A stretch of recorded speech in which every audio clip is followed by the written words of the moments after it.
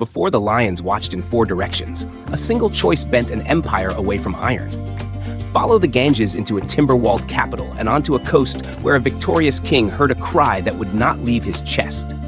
From that sound rose pillars that speak, roads that breathe mercy, and a wheel that still turns in our sleep.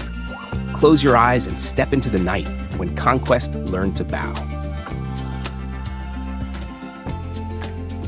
Tonight, we journey into the story of the Maurya Empire.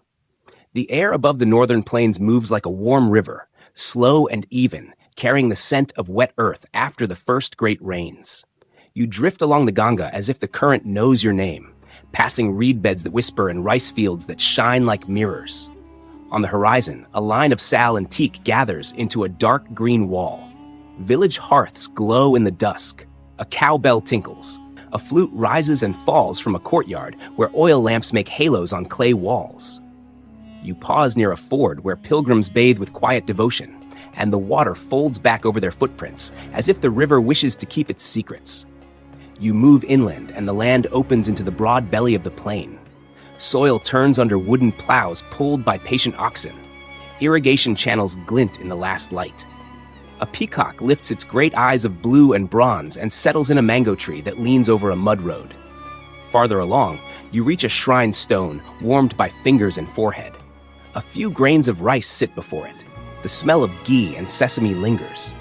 A child carries a brass pot from the well, and the rim catches the sun like a small ring of fire. You might struggle to endure what they once lived through. So, before you get comfortable, take a moment to like the video and subscribe, but only if you genuinely enjoy what I do here. Let me know in the comments, where are you listening from, and what time is it for you right now? Now, dim the lights, maybe turn on a fan for that soft background hum, and let's ease into tonight's journey together. You begin near the place where the Sun River meets the Ganga, a bend of water that will one day carry the weight of a capital. The settlement here is still a string of timber palisades and reed roofs, a guard trench that fills with frogs after rain, a ferry point where boatmen push broad canoes with poles of bamboo. Men weigh rice and sesame on simple balances. Women trade dyed cotton and little bangles of baked clay. Monks in saffron move in pairs, eyes lowered, feet steady, bowls close to the body. At the edge of the market, a blacksmith fans his furnace with a leather bellows, and a bar of iron brightens from dull to cherry, then to the living orange that gives the tool its strength. Beyond this bend of rivers, the map breaks into strong names and old rivalries. Kosala in the west, Vaji and Mala with their councils and drums. Avanti all the way toward rocky lands and red soils. And here in the east, Magadha grows large like a tree that keeps finding water. Its kings tax mud, grain, salt, and road, and their chariots carry axe heads and spears that shine in the morning. You pass their storehouses, where grain lies in quiet mounds beneath mats of woven reed. Somewhere within those walls, scribes mark tallies with sharpened styluses, and the script runs neat as a canal across palm leaf and bark. In a hall lined with teak pillars, the king's council listens as messengers describe the river roads. The voice of the monsoon is never far. You can hear it beyond the ramparts, the low roll of thunder like a drum in the body of the sky. The council repeats names in careful order. Forts, timber stockades, elephant forest, iron mine. The words become a cadence of rule. In the courtyards outside, handlers brush the great gray flanks of elephants with bunches of grass dipped in river water, and the animals close their eyes in pleasure. The scent of crushed vetiver rises from the swept ground. At the heart of this world stands fire that remembers older songs. Priests chant to keep seasons in their right place and to settle the line between order and wandering. But the villages also carry a gentler note. A banyan spreads its rooted shade over a threshing yard, and a teacher gathers children on a woven mat. A story of kings passes from mouth to ear. Names like Bimbisara and Ajatashatru pass with it, and with those names, a tale of a small river village that becomes Pataligrama, and then something larger, a place where walls rise in rectangles that can hold back water and horse. You glide along the rampart that will circle the future seat of power. It begins in timber and earth, a living thing that changes with each season. Watchmen sit on the gatehouse and grind lentils between stones. The gate stands open to ox carts with roof frames of split bamboo. The river is full of boats that look like leaves. Rowers keep time with soft calls, and a scribe in a boat's stern wraps palm leaves in cloth to keep them dry. Someone brings a bundle of plantain to a shop where salt and pickled mango sit in jars, and the owner writes a small mark on a stick. In the air, you catch the fragrance of jasmine and wet wood. The world here draws inward and outward at once. Inward into order, outward into all the roads that leave the plain. Traders speak in many tongues and count with attentive hands. They carry cotton and black pepper and bright indigo. They also carry stories. In a corner of the market, a traveling reciter sings of a youth who will one day cross rivers and courts, a boy whose eyes notice the seam where a kingdom starts to fray. The tale does not name him yet, but it moves with a quiet power, as if the song knows the shape of what is coming. The water turns slate, and the first bats wheel above the river mouth. Somewhere far to the west, a Greek warlord and his heirs are mapping their own new edges, and the distant tremor of that mapping will travel. On this shore, the tremor becomes a line of possibility. You feel it in the measured pace of inspectors who note the width of road, the quality of grain, the fairness of weights. You sense it in the careful planting of mango groves along long routes so that caravans will always find shade and fruit. You hear it in the clean ring of iron that leaves the smith's hands and cools in a trough. A lamp is lifted to light a newly placed threshold stone. Hands touch the stone with reverence. A small garland of marigold is set along the edge of the door. 2 doves lift from the roof. The night tilts toward stillness. On the ghats, the steps are smooth from feet and water, and a woman lowers a copper loda to fill it. The moon rises and makes the river bright. You stand where the banks narrow and consider how many boats can pass in a day. You consider how many boats will be needed when rule reaches past sight. A jackal calls from the reeds, and the call fades into the reeds again. There are lines of this beginning that remain soft at the edges. The first boundary markers of the early ramparts do not always match the later walls. The place where the first royal compound stood feels close to the water, though not every song places it in the same bend. A rumor tells that a sacred fig near the eastern gate stood there before the gate and guided its placement.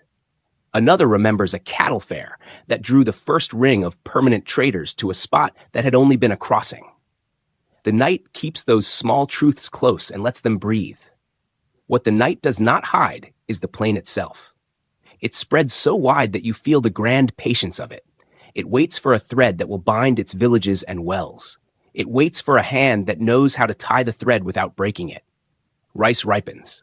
Indigo climbs. Iron breathes into shape. In the distance, an elephant herd moves like a slowly turning island. The river holds the moon. A monk sits beneath a tree with his bowl and a smile that has no demand in it. In that pause, you understand how a capital grows from water and will, and how a kingdom becomes a path rather than a wall. By the time the lamps burn low, the ford is quiet. A boat slips across with a single oar that lifts and settles with the ease of a heartbeat. Somewhere a drum marks the changing of the watch. The plain exhales. You stand at the bend and feel the river carry you forward into a century that will soon learn the strength of a new name. Grain lies safe under reed mats. Horses sleep with one hind leg cocked. The ogival arc of a doorway frames a square of sky. The empire has not yet taken its shape, but the shape is near. The road has been measured. The first milepost is set. The land has agreed to remember. Dawn gathers along the same river road, and you move with a new quickness toward the gates that now show a young face in every whispered tale. You follow a trail of footprints pressed into damp earth. They belong to caravan drivers and militia on stipend and boys who dream of the parade ground. A low horn calls across the fields, and you answer its pull, stepping into courtyards where the smell of boiled millet and wood smoke steadies the body. Somewhere in this waking energy walks the one whose name will soon thread itself through songs from Taxila to the sea. You find him first in the rustle of training yards. Bamboo poles clap as recruits practice the interlocking of shields. A captain calls the counts. 1 knee. Rise. Step. The rhythm enters the ground like seed rain. There is the taste of iron in the air from a whetstone and the salt of sweat on the wind. He is not yet crowned. He walks along the line and watches without hurry. His eye follows how men hold the weight of a spear. He praises a good grip. He corrects a stance with a quiet tilt of his hand. You see how naturally a line steadies when he stands near it. You move with him through workshops where cartwrights bind rims to wheels, through stables where grooms rub horse legs with oil from sesame and mustard, through stores where simple fans of tala leaf cool baskets of dry rations. Orders pass in a voice that never strains. A message leaves for a garrison on the sun. Another goes upriver to a forest post where elephant scouts note tracks near a salt lick. A third rides west toward hills where a powerful clan still holds its forts. The hand of the youth reaches into many rooms at once, and each room answers as if it has waited for that touch. The map in his mind spreads beyond the old royal tract. To the northwest lie the satrapies that once answered a Macedonian name, now restless under new men. To the east stands the house that grew rich from tax and river tolls, its treasury heavy, its neighbors worried. The young commander moves with an instinct for hinge points. He sends envoys with plain gifts and careful promises. He offers a clear share of road revenue to a guild that controls wagon teams. He promises a frontier chieftain the right to harvest timber from a border forest if the border becomes quiet. With each bargain, the line of his influence bends closer to the capital that once watched him from a distance. Word spreads of a victory beyond the hills.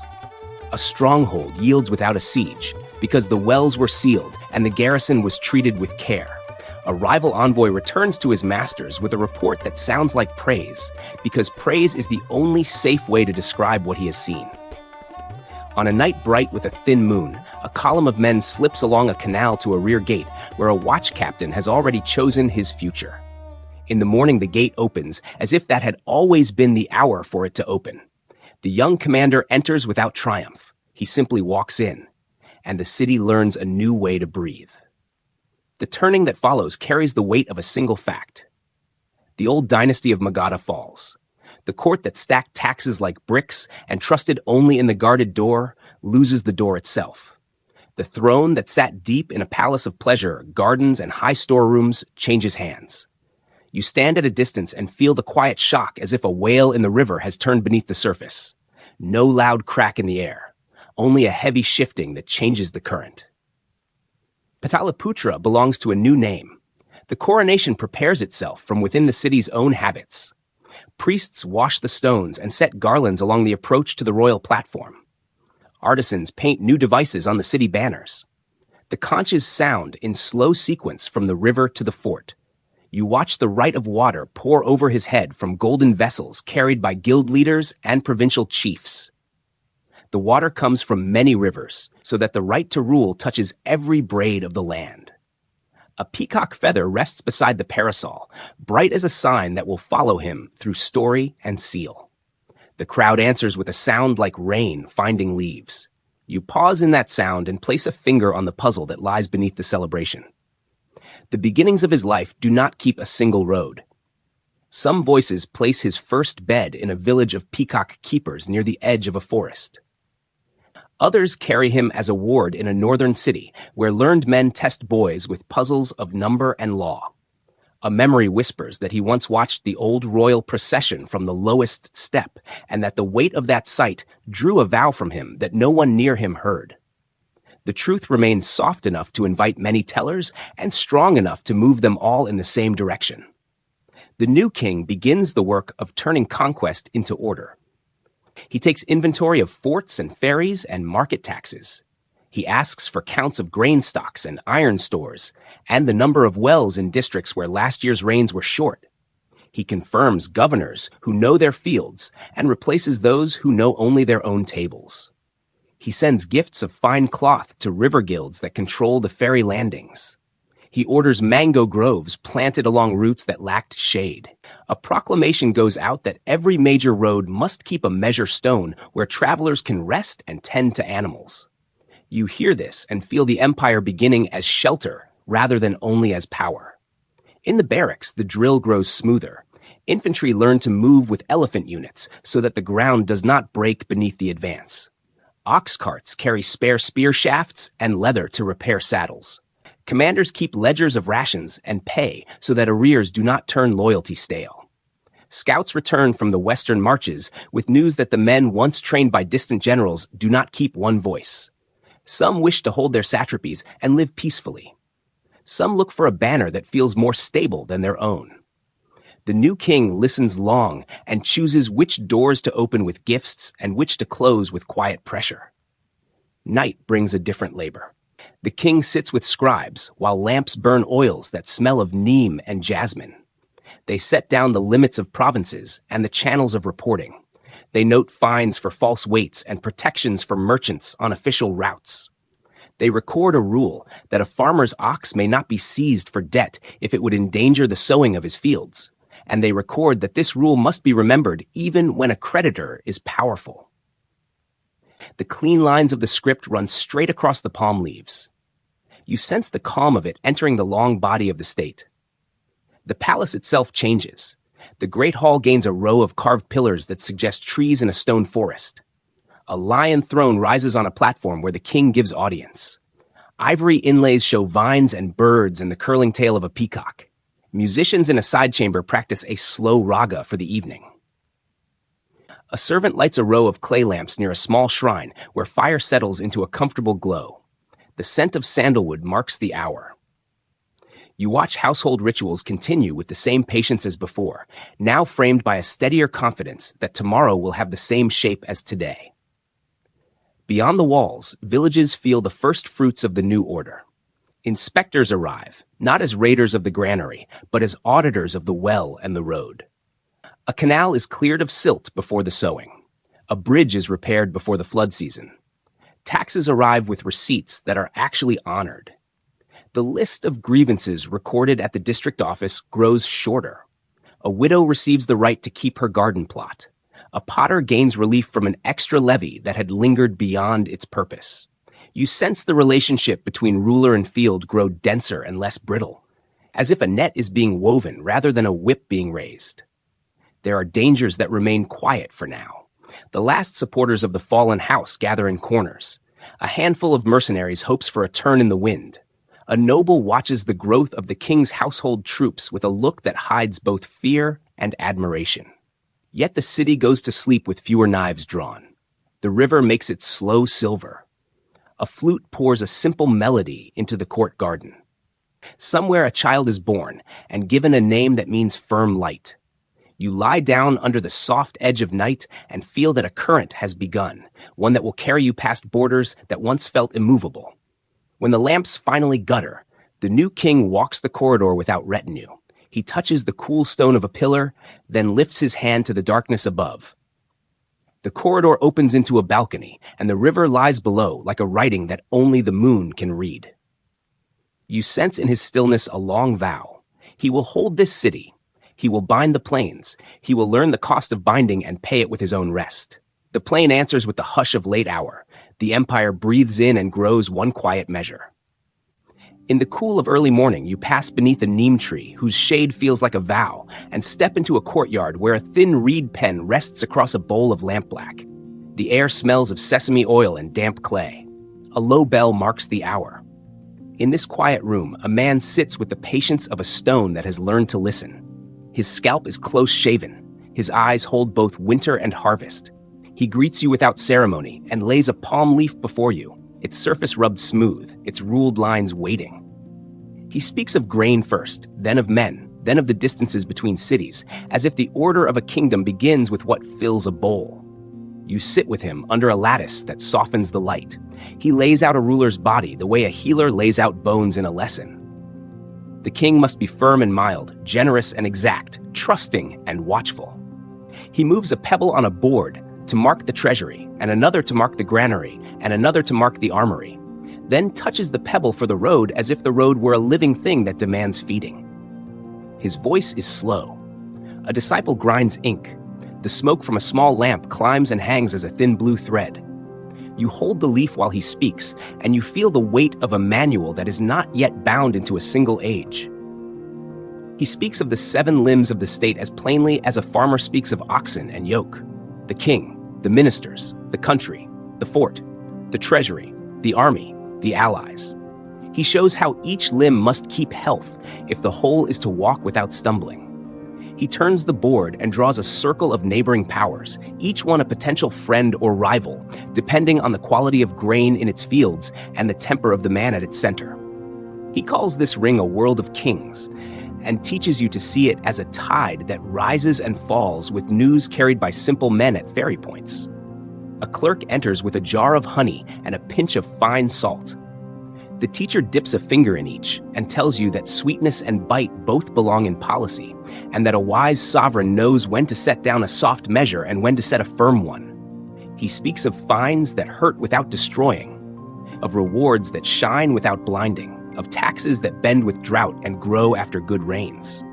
He names inspectors who walk markets with balanced weights, healers who serve at road stations with herbs and boiled water, and magistrates who sit on mats and listen to quarrels until a fair line appears. The room holds a faint scent of Google resin from a censer. Outside, a pigeon coos and a wheelwright's mallet knocks a steady beat. Inside, the mentor turns to the shadows that gather around every court. He describes agents who live quiet lives as traders and ascetics and householders, men and women who notice loose bricks and loose tongues and report without pride. He lists their pay and their protections. He reminds you that the safety of 1,000 villages sometimes hangs on a whisper that arrives on time. You hear it and feel the chill of that knowledge run along your arms like water at night. Word spreads that the text he shapes grows thick with counsel. It carries chapters on mines and metal, on salt and spirits, on punishment and pardon, on the training of elephants and the care of mares, on the design of forts with double moats and hidden culverts, on the use of fire in siege, on the building of secret passages that let defenders appear where no one expects them. A single fact rises from this labor like a pillar in the mind. Governance here is a craft, and a craft leaves tools behind for hands that will come later. You step into a memory of Taxila, where stone classrooms open onto courtyards full of birds and dust, and boys who read aloud in low voices to feel the rhythm of sentences enter the breath. The teacher there holds the thread of law and number and state as if he were tuning a vina. The student from the river plains visits and returns and visits again. The road between master and king grows short. In the capital, the master's place becomes a small building near the audience hall. A mud seal carries his mark. A servant brings a dish of dry fruit and a glazed cup of hot milk scented with cardamom. The palace takes in this counsel the way a field takes rain. A revenue office standardizes measures of grain and oil. A register of fields lists holdings by boundary trees and canal branches. Road stations receive instructions to keep drinking water and a small chest of herbs for travelers and oxen. The army ledger records paydays with a discipline that keeps camp songs cheerful. The court learns the habit of the note that returns to the same place on the same day. You can sense how habit becomes law and how law becomes comfort. At sunset, the mentor and the king speak alone. The lantern light makes a pool on the floor between them. They speak of threats from the northwest, where satraps test their borders. They speak of the old nobility within the heartland that still dreams of a return.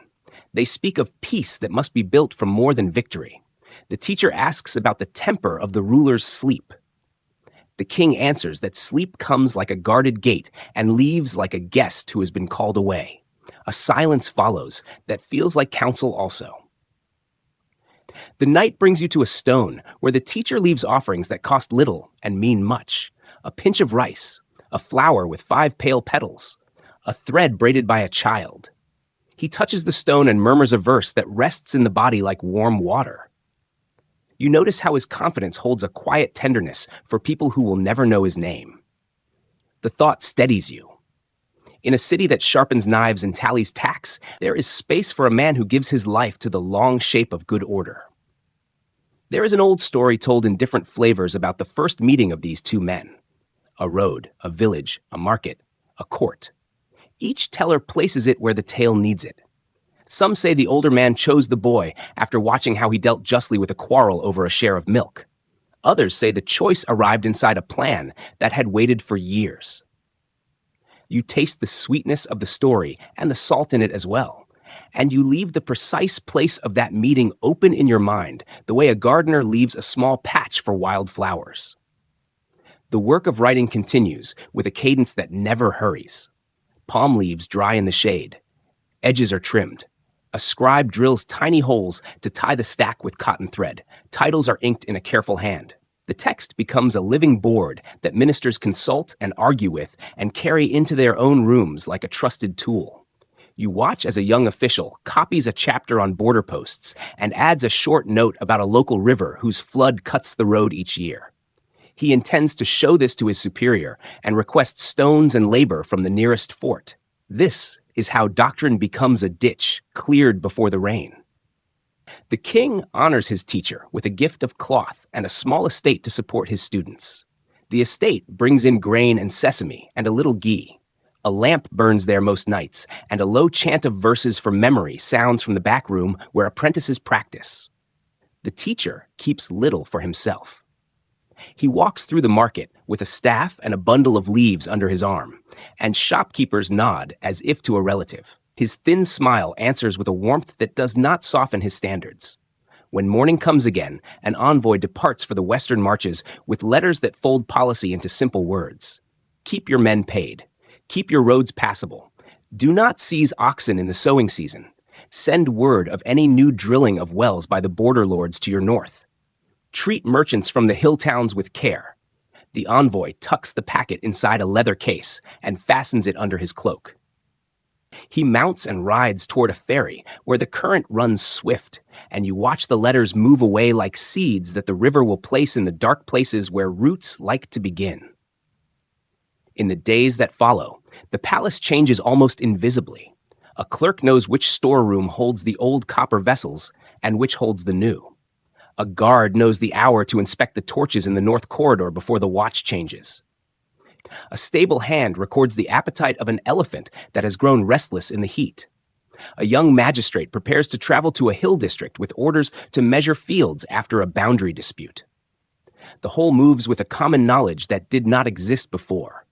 You feel the calm of that movement in your breath. When the mentor finally closes his eyes for a brief rest, the lamp beside him burns with a small, steady flame. The text lies beside it, tied with cotton thread, fragrant with smoke and oil. Somewhere a boy in a distant town will one day recite its lines in a school shaded by banyan roots. Somewhere a minister, not yet born, will use its chapters to repair a tax that has grown too heavy. Somewhere a ruler will read its counsel on mercy after victory and lay down his sword for a moment longer than pride would have allowed. You listen to that future moving softly in the present room. Morning light sifts through river mist as you enter a gateway, where the scent of wet timber mixes with clay and smoke. The city sits low and long beside the water, its skin made of wood that gleams with oil and rain. Palisades run like a rib cage around the heart of rule. Each plank holds iron nails that look black as seeds along a seam. A moat follows the wall with the exactness of a shadow, green in places where duckweed drifts and clear where the current moves. Workmen wade to their knees and pack earth with their heels to seal a new embankment. The slap of mud and the ring of wooden mallets carry across the morning. You follow the wall and see towers that rise at intervals like sentinels with steady breath. A watchman lifts a conch and blows a soft call that walks along the rampart to the next station. At the base of a tower, a girl sells steaming cups of sweet rice water to guards who begin their shift. The city's edge feels alive and kind in the same moment. The kindness comes from habit. The life comes from movement that never sleeps. Carts creak across the drawbridge and leave damp tracks. A pair of elephants step slowly with padded feet that leave round prints like coins in the soil. Inside the first ring lies a second wall of order. Ditches for flood control run straight as the lines on a palm leaf. Culverts lead under the streets so that the first hard rain will flow out instead of finding the easy path into courtyards. Wooden drains smell of fresh resin. At a corner where two avenues meet, a bronze bell hangs from a beam. Any citizen may ring it for the attention of the magistrate who sits nearby on a mat. A scribe waits with reed pen and a dish of black ink thick as honey. His board bears the day's date in a hand so neat that it seems to calm the room by itself. You walk the length of a long avenue that anchors the city like a spine. On one side stand guild houses with painted lintels that show their crafts as bright pictures.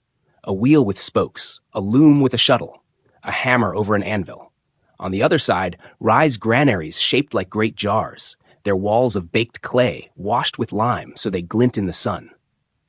Ox teams bring sacks, and the handles of the sacks shine with sweat from many hands. Inspectors weigh the grain in metal pans that balance true. They dip fingers, smell, and nod when the harvest smells clean. The sound here is a constant breathing of labor, even and sure. The King's Hall waits at the city's center with pillars that suggest a forest made of stone. The floor lies cool beneath the feet and holds a faint fragrance of sandalwood rubbed into the surface each morning. A lion seat stands on a platform where justice and command are spoken. The ceiling is hung with white cloth that stirs when a breeze comes in from the river. Scribes sit along the wall and copy orders while musicians in a side chamber tune a single note and hold it until the air seems to settle. The day's audience begins. Traders from the west kneel with cloth and spices. A widow asks for the right to keep her small orchard by the canal. A district officer reports that a bridge beyond the eastern gate lost its middle span to last week's flood and requests timber from the royal stores. A simple fact carries weight through this room. Pataliputra serves as the capital of a realm that now stretches far beyond the bend where the sun meets the Ganga. Orders that leave here reach forts in hill country and ferry towns at the sea. Couriers carry them in leather cases under their cloaks, changing horses at stations marked by mango groves and wells. When a message matters more than the time between breaths, it travels with a baton that clears the road at each watchpost. The city lives by the pulse of that dispatch. You feel its beat in your wrist as if the whole body of the state shared a single vein. Toward midday, you follow the inspectors who measure the city from within. They check weights in market stalls and touch jars of ghee to judge clarity. They visit the elephant stables, where keepers massage the trunks with oil and whisper little songs that the animals like. They stop at a dispensary where a healer dries herbs on woven trays and keeps a kettle of water at a simmer for travelers who have taken the chill. They write down what they see and leave small clay tablets impressed with the mark of the crown. The work looks simple and feels large because it repeats every day and always in the same patient way. In the workshops you pass, carpenters shave cedar and sal with long strokes that fall to the floor like curled leaves. They fit mortise to tenon and rub a thin paste of oil and ash into the joins so that water will not creep into the wood. The city trusts timber the way a sailor trusts rope. It flexes and holds and can be repaired without delay. Along the river, rafts bring new logs from the elephant forests.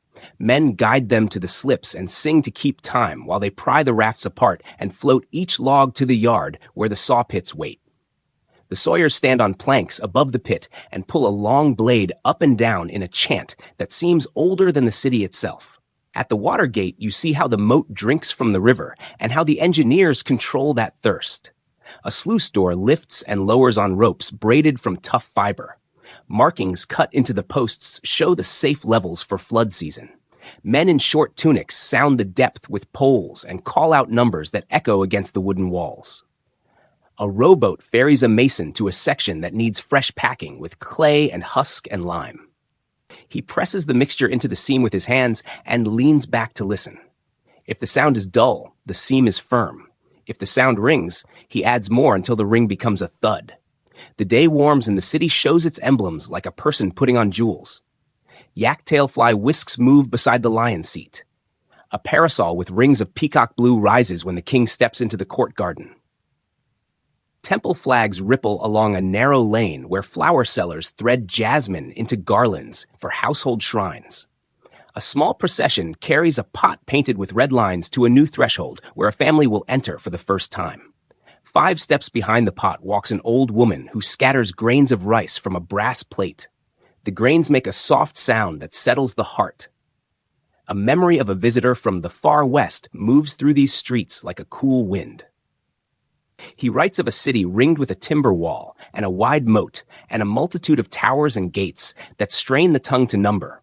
He praises the order of the markets and the neatness of measures and the dignity of the court. Later tellings repeat his lines and add their own. Some count more towers, some count more gates. No two numbers meet for long. The story settles into a truth that does not need a single figure. The capital is large. The capital is guarded. The capital works. Evening leans into the courtyards of high officials, where hibiscus opens and incense lifts in a thin, pale ribbon.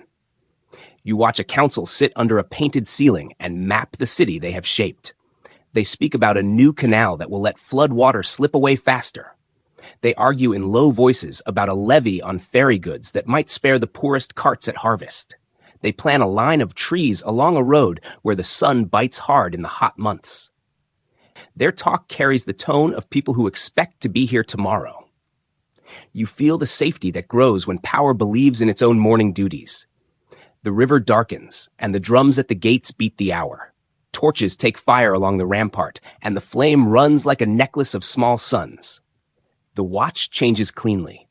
In the king's garden, a lamp burns before a little shrine where a flame has burned since the day he took the city. The flame has been guarded every night. That quiet labor says as much about rule as the elephant corps or the tax ledgers.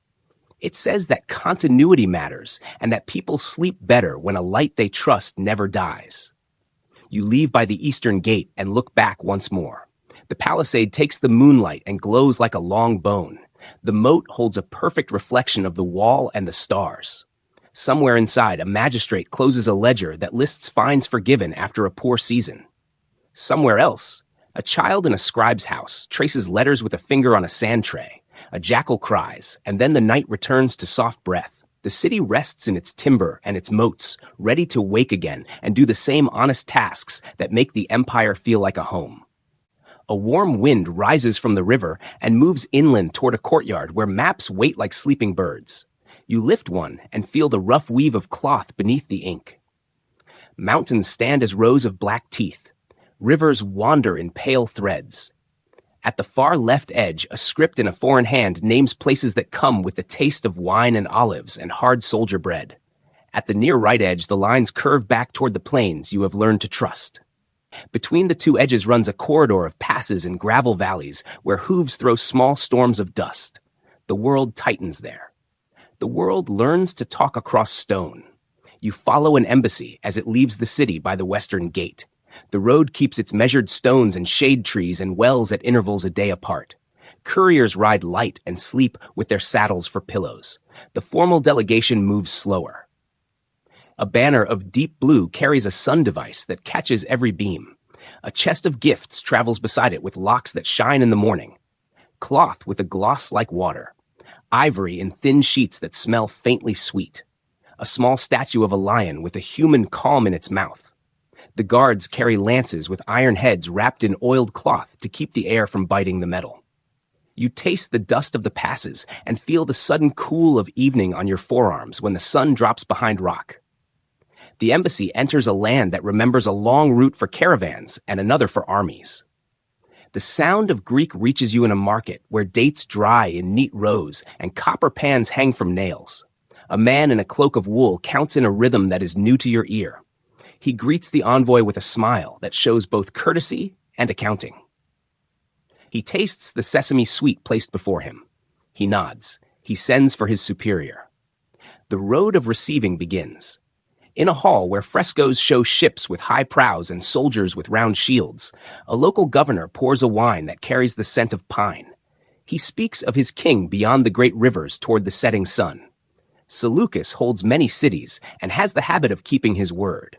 He has fought men who once served under a single great general, who crossed mountains and left altars on strange shores. He seeks a border that will quiet his eastern sleep. He seeks friendship that brings both honor and use. The envoy listens and replies in the measured lines that were practiced in Pataliputra. The speech fits into the room like a beam that knows the space it must cross. From the north, a column appears with uniforms cut to a sharper geometrical taste. Bronze glints like a row of little suns. A standard with a bull crosses a ford and lifts the water from its edges into rain. The two parties draw near. Hands touch palms, eyes study faces for the small signs that show fatigue or pride or real relief. Tents rise in a crescent under tamarisk. A line of guards sets an outer ring.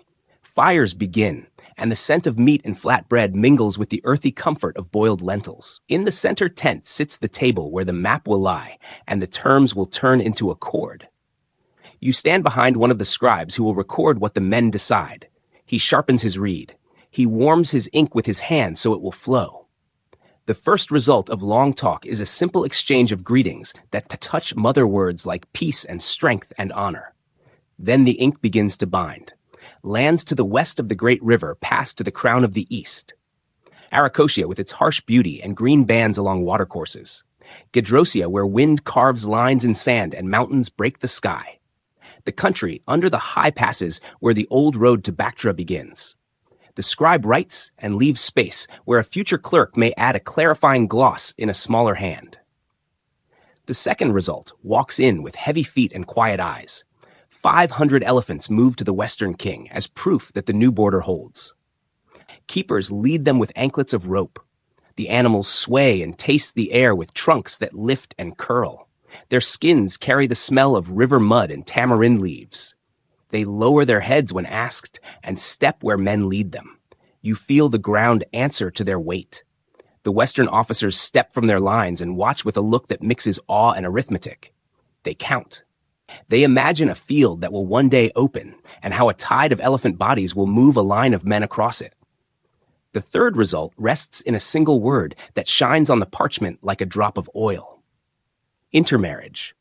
The word says that houses will tie a string between them and that the string will pass through the bodies of sons and daughters. The word also keeps a quiet shade. Who gave which child and when, and whether the giving was a promise or a fact, remains a room with the door half open. Some memories place a princess from the west under a canopy in the east. Others recall only a pledge that families could share bread without shame. You leave the door half open, as the men did, and accept that sometimes peace keeps a little mist at its edges. Night comes, and the tent glows like a lantern. The map lies between wine cups and small plates of figs. An officer from the west lifts a seal with a bull and impresses it into warm wax. An officer from the east lifts a seal with a mountain tree and impresses it beside the bull. The two impressions dry together. Outside, handlers pat the shoulders of the elephants and speak to them as if to old friends. A singer passes among the fire circles and offers a melody that steps in long phrases made for travel. The words talk about water and safe roads and the joy of returning with goods and news. Morning brings a small procession between the camps. Gifts move from hand to hand in that old rhythm of assurance. The West receives cloth that feels cool even in late heat, and a set of ivory plaques carved with vines and birds. The East receives a measuring instrument with a fine balance and a scroll of stories written in a Mediterranean script. The men smile and praise each object for what it means beyond itself. The gifts settle in their chests and will later lie in rooms where they remind men not to forget the road that opened today. A rider arrives from the north with word of a council of kings who will soon contest one another far away. The officer from the west holds the message and glances at the animals beyond the tents. He understands a truth that smells of leather and iron and dust. Those elephants will change that council. You follow the thought like a bird flies before a storm and see a plain where their slow, steady bulk creates a wall that legs cannot cross. Years from now, men will tell of a battle where the animals held the day and gave a crown its next shape. The first seed of that story sits in this morning like a stone in a riverbed. Envoys take the road back to Pataliputra. Along the way, traders fall into step with them. They speak of wool and wine and long needles for sail-making. They speak of bowls that ring like bells when tapped. They taste pepper for the first time and close their eyes a little when its dry fire rises in the mouth. A boy laughs softly at the surprise and buys a small bag that will travel all the way to a city he has never seen. The road learns to carry not only goods but also gestures and tastes and the small beliefs that ride in every pocket. When the embassy returns, the capital breathes out. The royal hall fills with that sound you have learned to recognize, the low wave that rises from a crowd when a plan holds. The scribe reads the terms aloud in a cadence as even as the line of the river. The king touches the seal and nods once. Couriers leave for border forts with orders to redraw maps and stamps and tax schedules. The Guild of Ferrymen receives notice that the tariff on certain goods will change because the border no longer sits where it did. The world shifts by the width of a reed pen, and 1,000 lives adjust in ways so small that only years will make them clear. The new border does more than keep armies apart. It draws lines for stories. Greek writers will carry the shape of the capital across seas. They will praise its markets and its straight streets and its order that seems to grow from the ground itself. Their numbers will not always match, yet their wonder will hold. In the East, storytellers will remember a day when foreign soldiers stood by a river and admired elephants trained by men who knew the kindness of patience. A lens passes between two worlds, and each sees itself layered with the other. You sense that a civilization grows when it learns to look and to be looked at without fear. At night, the court garden smells of champak and wet earth. Lanterns hang from branches, and the light moves on the leaves like fish in a clear stream. The king sits with his nearest ministers and listens to a brief report of the return. He asks for the health of the elephants now under foreign care. He asks for the names of the officers who behaved with grace and notes them for reward. He asks for a list of border shrines that will need repair to mark the new line with respect. He rises only when the last item rests in its place. The river answers with a soft edge of sound. One thread remains loose and invites the fingers of thought. How far the transfer of land reached. How the villages counted themselves after the exchange, which valleys kept one allegiance and which chose another, still glimmers like a coin at the bottom of a clear pool. You see it, almost touch it, and let it stay. The road has done what it needed to do. The empire now faces west with a neighbor who carries your mark on his next campaign, and east with a path that leads back to fields and laws and the slow comfort of order. Dawn opens like a quiet hand over the road that leaves the eastern gate. You step onto packed earth that holds last night's dew in a soft gleam. The first milestone rises from the verge, smooth from many palms. Its numbers cut with a chisel that sang when it bit the stone. Beyond it, the highway stretches in a pale ribbon that keeps to the highest ground, skirting marsh and flood. The road feels intentional beneath your feet. Gravel presses into the mud so cart wheels do not sink. A line of young banyans throws early shade, their leaves still wet and cool. A bell from the city fades behind you, and a different music begins. The creak of axles, the snort of cattle, the soft click of harness rings, the call of drivers who know each bend by the taste of the wind. You move with the first caravan of the day. Bales of cotton ride on slatted carts tied with twisted hemp. A jar of clarified butter sits in a cradle that holds it firm through ruts. The caravan master counts aloud and taps the rim of each cart with a short stick. At the second mile, stone a patrol waits in light armor, as neat as a scribe's line. They carry reed letters that authorize their route. The leader nods, reads a name, and steps aside. You notice a small shrine set under a neem where a pot of water sits for passers-by. A woman refills the pot from a skin and wipes the rim with cloth. She smiles without words, and you feel how kindness becomes an institution as sure as a tax. The distance to the next well is measured in the body like a song. Shade trees arrive where they should. A resting platform rises where the road meets a cross-track. The platform is swept each morning by a family who hold the grant that pays them in grain and oil. A wooden notice board carries simple marks that tell what travelers must know: which ferry is closed, which bridge is safe after rain, which district collects tolls at the third watch and not the second. A courier stops, drinks, and moves on with a baton that turns the crowd aside like a quiet river stone. You sense how movement itself is governed, not by shouting, but by rhythms that everyone shares.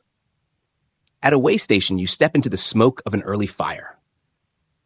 A pot of millet thickens and gives off a smell that steadies the stomach. A healer boils water and dries leaves on a tray. She lifts a lid, and the fragrance of cumin and long pepper rises. She keeps a packet of charcoal for stomachs that turn at bad water, and a basket of green herbs for cuts and strains.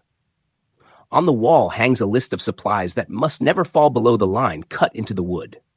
A boy fetches more water from the well and pours it through a folded cloth into a jar glazed the color of wet clay. The care given to strangers feels like a signature of rule. You walk again and find yourself beside a file of elephants that keep to the verge with a grace that belies their size. Their steps land with soft certainty. Their skin glows with oil. The lead animal carries a bell that strikes a slow silver note.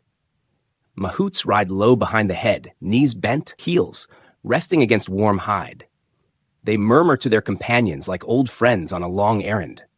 The animals carry timbers for a bridge upriver, and each timber holds the damp forest scent of resin and leaf. A cart driver pulls aside with a respectful glance and lets the file pass as if a river were crossing the road. The highway is not only a line of earth and stone, it is a rope that binds guild to guild and town to town. You step through a market where craftsmen keep their houses by trade. The weaver's quarter clicks with looms that lift and drop in steady time. The dyer's lane smells of indigo vats and warm copper. The metalworker's street rings with hammers that shape iron into chisels and hinges and spear points with equal care. A guild elder inspects a weight and sets it beside the standard that hangs in the hall. A younger member recites an oath to keep measures true and to honor customers who return with a grievance. The elder nods and marks the register with a sign that looks like a small river bend. In a caravanserai at the edge of town, you see how this order lodges for the night. Carts roll under a long roof. Drivers unyoke oxen and rub their necks with oil. A clerk in a tunic the color of tamarind checks names against a list that reached him at midday on a reed slip. He collects a small fee and gives a token that the gate guard will honor in the morning. A singer leans against a pillar and begins a tune that speaks of pepper in the west and sandalwood in the south and snow beyond high passes. You feel how stories move with goods and how a road carries memory the way a river carries silt. A simple fact sits at the center of this movement. The empire keeps royal highways that run like a spine across the north. They lead from the capital to cities older than the newest king and onward to places that speak other languages and weigh silver on other scales. Milestones stand at measured intervals. Shade trees grow where men planted them with care. Wells and shelters repeat with a regularity that feels like the comfort of breath. Along these lines, edicts travel and charitable works appear, and inspectors arrive without surprise. The road makes governance visible. The road makes mercy possible when a rider brings orders to reduce a tax after flood or to reopen a ferry after the fast water has passed. At a crossroads, you pause beside a pillar of polished stone that shines like still water. Letters rise from its surface, clear and strong, shaped for the common ear. They speak of gentleness to living things, of fairness in the hearing of complaints, of rest houses and wells for all who travel. A herdsman runs his fingers over the marks as if they were prayer beads. A girl traces a curve and smiles. The words stand in sunlight and rain and carry the temper of the sovereign to places where a drum alone would not reach. You sense how a law inscribed on stone becomes a companion at the edge of the map. Night approaches, and the elephant camp settles like a small village. Fires bloom. The animals lie on their sides in sand that radiates the day's warmth. Keepers lay cool cloths over eyes reddened by dust and lift baskets of fruit to patient trunks. A young mahout sings in a low voice to a cow that startles easily. He tells her about the river and the mango grove and a pond where lotus leaves lie flat as plates. She answers with a breath that smells of grass and sweet leaves. You feel the intimacy between species that makes the corps more than weapons. They are co-workers and companions. The training ground at dawn shows the other face of that intimacy. A line forms. The animals learn to push logs with foreheads and to kneel so riders may mount. They lift and set stones for the base of a bridge. They turn when a flag moves at the edge of sight. Signals pass with chords and calls and touches that barely disturb the air. The handler's discipline keeps fear from reaching the animals when horns sound and men shout. You sense how careful practice turns raw strength into obedience, and obedience into a calm that can hold in battle or in flood. Amid all this clarity lies a place where the light thins. The exact codes by which guilds govern their inner disputes rarely survive in a single voice. A rule held in one city is recited differently in another. One master swears that a certain die must be rested for a full day, while another swears by a half day and a cup of salt water. The ledgers that would resolve the question rest in chests whose keys were lost to fire or to damp. The road accepts these small variations and keeps moving, as if the empire understands that harmony does not always need a single note. Your steps bring you back to the highway just as the first stars appear. A cart rolls past with jars that clink softly. A pilgrim ties a cloth around a blister and smiles through fatigue. A patrol changes watch at the bridge, and the relief greets the tired with a jug of cool water and a crooked grin. In the distance, a drum speaks the hour for a village that does not lock its doors, and the note travels across the fields like a slow wave. You breathe with the road and feel its long exhale. The empire exists in palaces and halls, yet it also exists here, under your feet, in gravel and shade, and the promise that a traveler will find shelter before the night grows deep. Evening gathers in the palace garden, and you notice how the light chooses bronze and leaves wood to rest. A low pool holds the sky, and a single lotus leans toward the last warmth. In this hour, the empire breathes with the steadiness of a man who has learned the measure of his own stride. The king who follows the founder sits behind a screen of fine cane. Servants move like quiet thoughts. The city outside patient and busy. You arrive in time to feel the hinge move from founding to keeping. The heir wears the crown without hurry and teaches the crown to lie lightly while the realm grows sure of itself. His name carries a flavor of iron and resolve. In the West, a Greek tongue shapes it into syllables that sound like a breaker of enemies. In the court where you stand, his titles speak with the calm of a man who prefers harvests brought in on time to songs shouted for their volume. He asks for reports that begin with irrigation and end with the health of the elephant herd. He listens to the guilds when they request a new ferry landing, and he weighs a levy that will pay for it without biting too hard.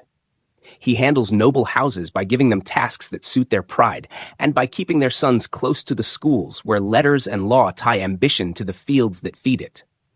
A courier enters with dust at his hem and a reed case under his arm. He kneels and opens the case. Inside lies a strip of cloth that holds the seal of a Western court. Traders from those harbors brought tales of ships with eyes painted on prows and amphora that keep wine as fresh as a cold stream. Now a letter follows. It praises the order of the roads that lead to your capital. It names the new ruler of the lands once held by a household that marched behind a single great general. It offers amity and asks for a way to keep words moving by safe hands. The king nods and dictates an answer with the weight of cedar and the courtesy of silk.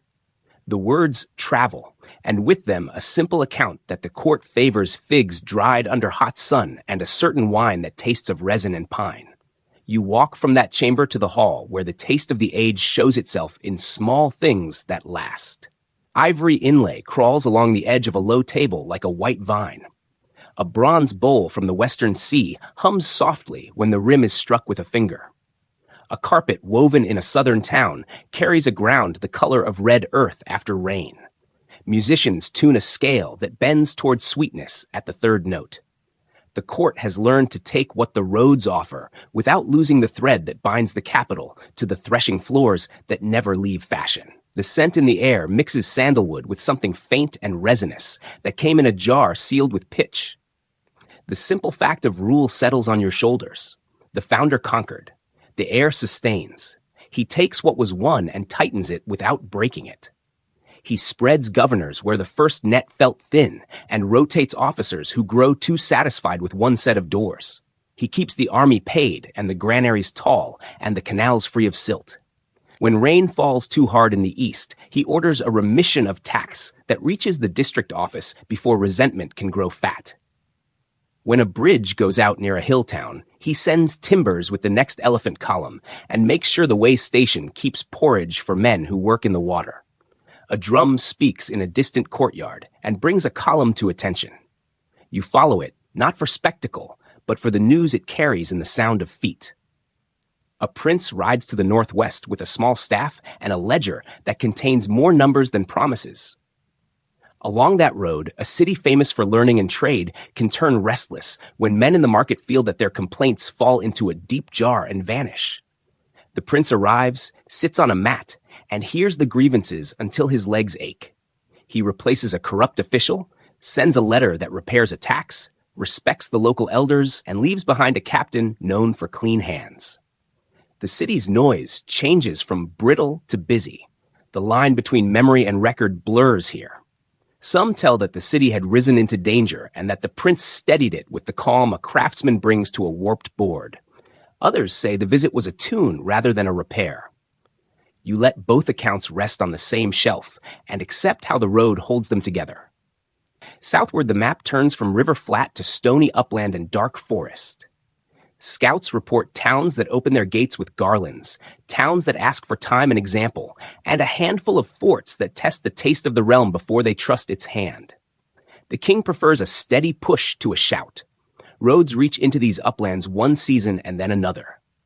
A new tax office opens with 2 clerks who know the value of a soft voice and a straight line. Bales of cotton begin to move north with a regularity that pleases both weavers and the men who count.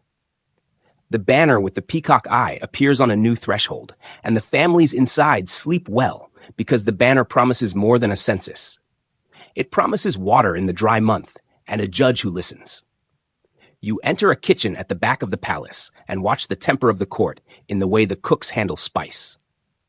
Pepper from farther south rides in on boats that smell of salt and tar. Long pepper curls in the palm like a little pine cone and warms the back of the throat. Fresh ginger sits in bowls filled with water to keep the roots cool. The cooks grind cumin and coriander on stone and sing to keep time. A steward tastes and nods and reminds the staff that food must be kind to travelers who are not used to the hotter winds.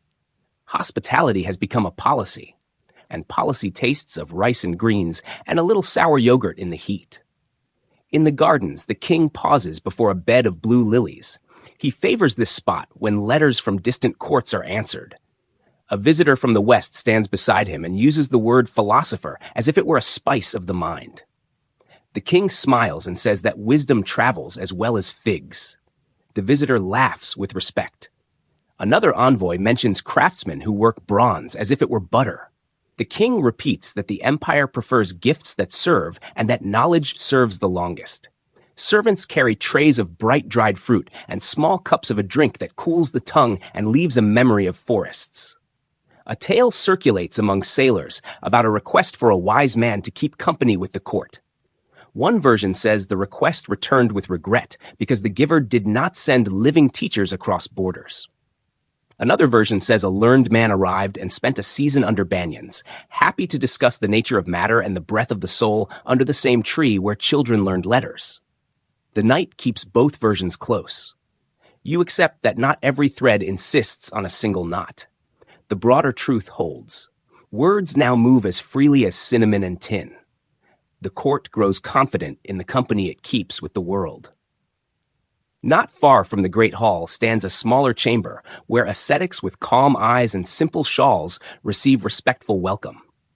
The air offers support to men who seek release from the wheel and to others who hold different routes to stillness. A grant of land supports a house where such seekers sleep and eat and speak with citizens who wish for a clear mind. A gentle symbol rises from this practice.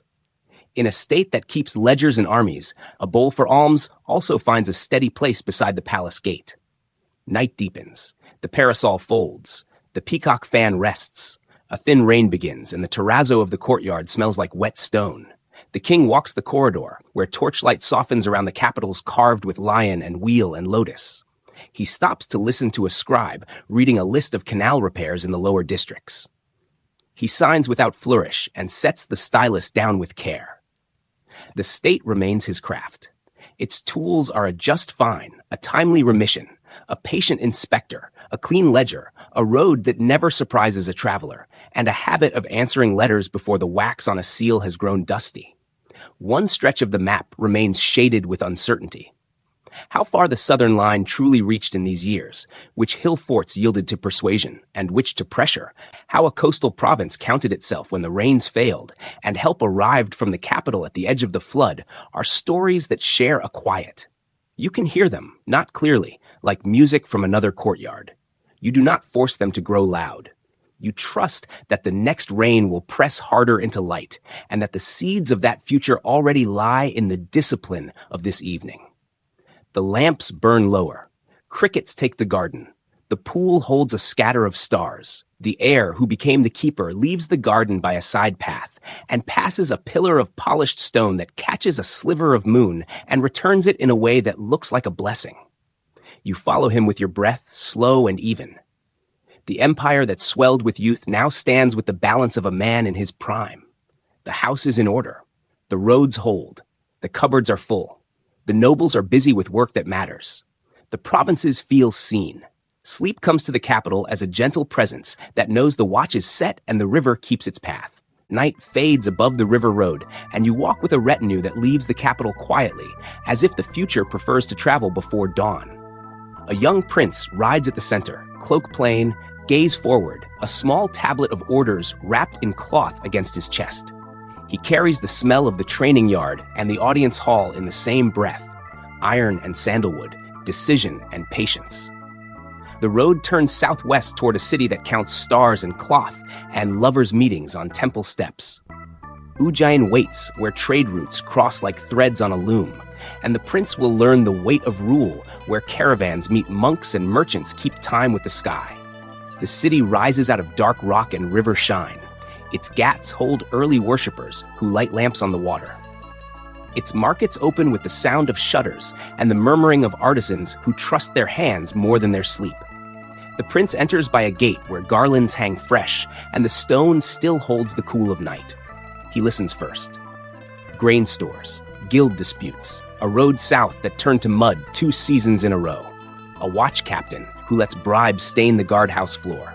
He moves through rooms that smell of ink and lamp oil and speaks few words that land like pebbles exactly where a balance needs them. A clerk replaces a corrupt officer. A levy on dyed cloth softens in the lean month. A contractor signs for gravel before cloud breaks. At dusk, he steps into a courtyard where astrologers trace lines on black stone and point to a sky that looks clean enough to drink. They speak of the river's slow bend, a few degrees from north, and the favor of certain nights for opening a new well. The prince considers without hurry. He orders the well and tells the star readers that water makes its own favorable hour when a thirsty city stands near it. They bow with smiles that carry respect rather than offense. In a shrine nearby, a priest offers a little butter flame to a dark stone polished by the touch of many palms. The air tastes faintly of ghee and jasmine. A cool breeze draws through a corridor, and the sound reminds you of a distant conch at the capital. The days turn into a rhythm of inspections and brief judgments. He rides the southern road and tastes the dust that troubled caravans. He orders the ditches widened, the culverts deepened, a small bridge set where carts always broke an axle. He visits the cloth quarter, where dyers bend over vats that shine like new moons. He asks for the guild register and notes the apprentices by name, then sets a rule that masters must take 2 each year from families without standing. The ink dries, and the habit begins. A potter brings a bowl thin as a leaf and lays it at his feet without speaking. The prince nods and sets it on a ledge where he will see it each morning before he sits at the magistrate's mat. A letter arrives from a northern city that once learned rebel songs too quickly.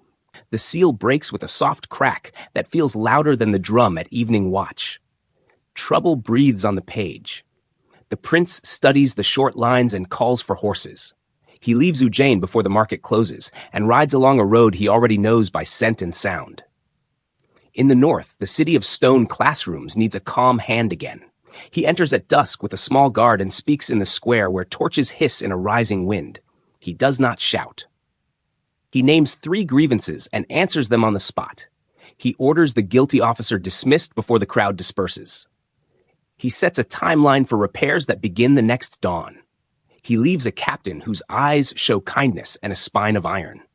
The next day, the market opens at the usual hour, and the songs turn from sharp to steady. A meeting in Ujjain holds him another season. In a garden where mango hangs heavy, a young woman brings a basket of blossoms to a neighborhood shrine and greets the prince without ceremony. She knows the streets better than any officer who wears a badge, and the city's mood listens to her steps. She speaks of a ward where widows live close and water runs far.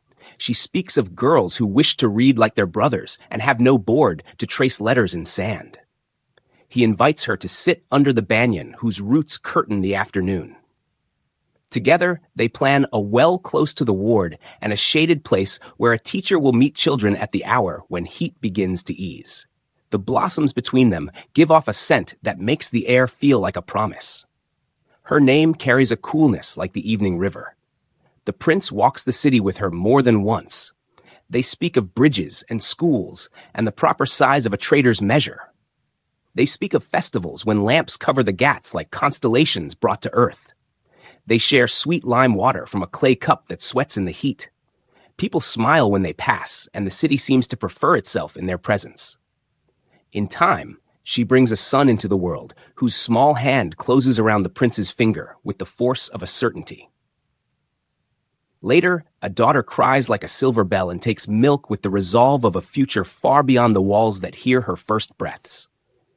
The courtyard fills with soft laughter. The old household priest ties a thread around tiny wrists. The prince watches with a tenderness that quiets the room. The road does not forget its claims on him. Messengers ride in with news of the western border, where satraps eavesdrop on each other, and the empire's patience must look like strength rather than absence. From the east comes word of a flood season that bit too hard and a request for tax remission before resentment grows. He answers each without delay.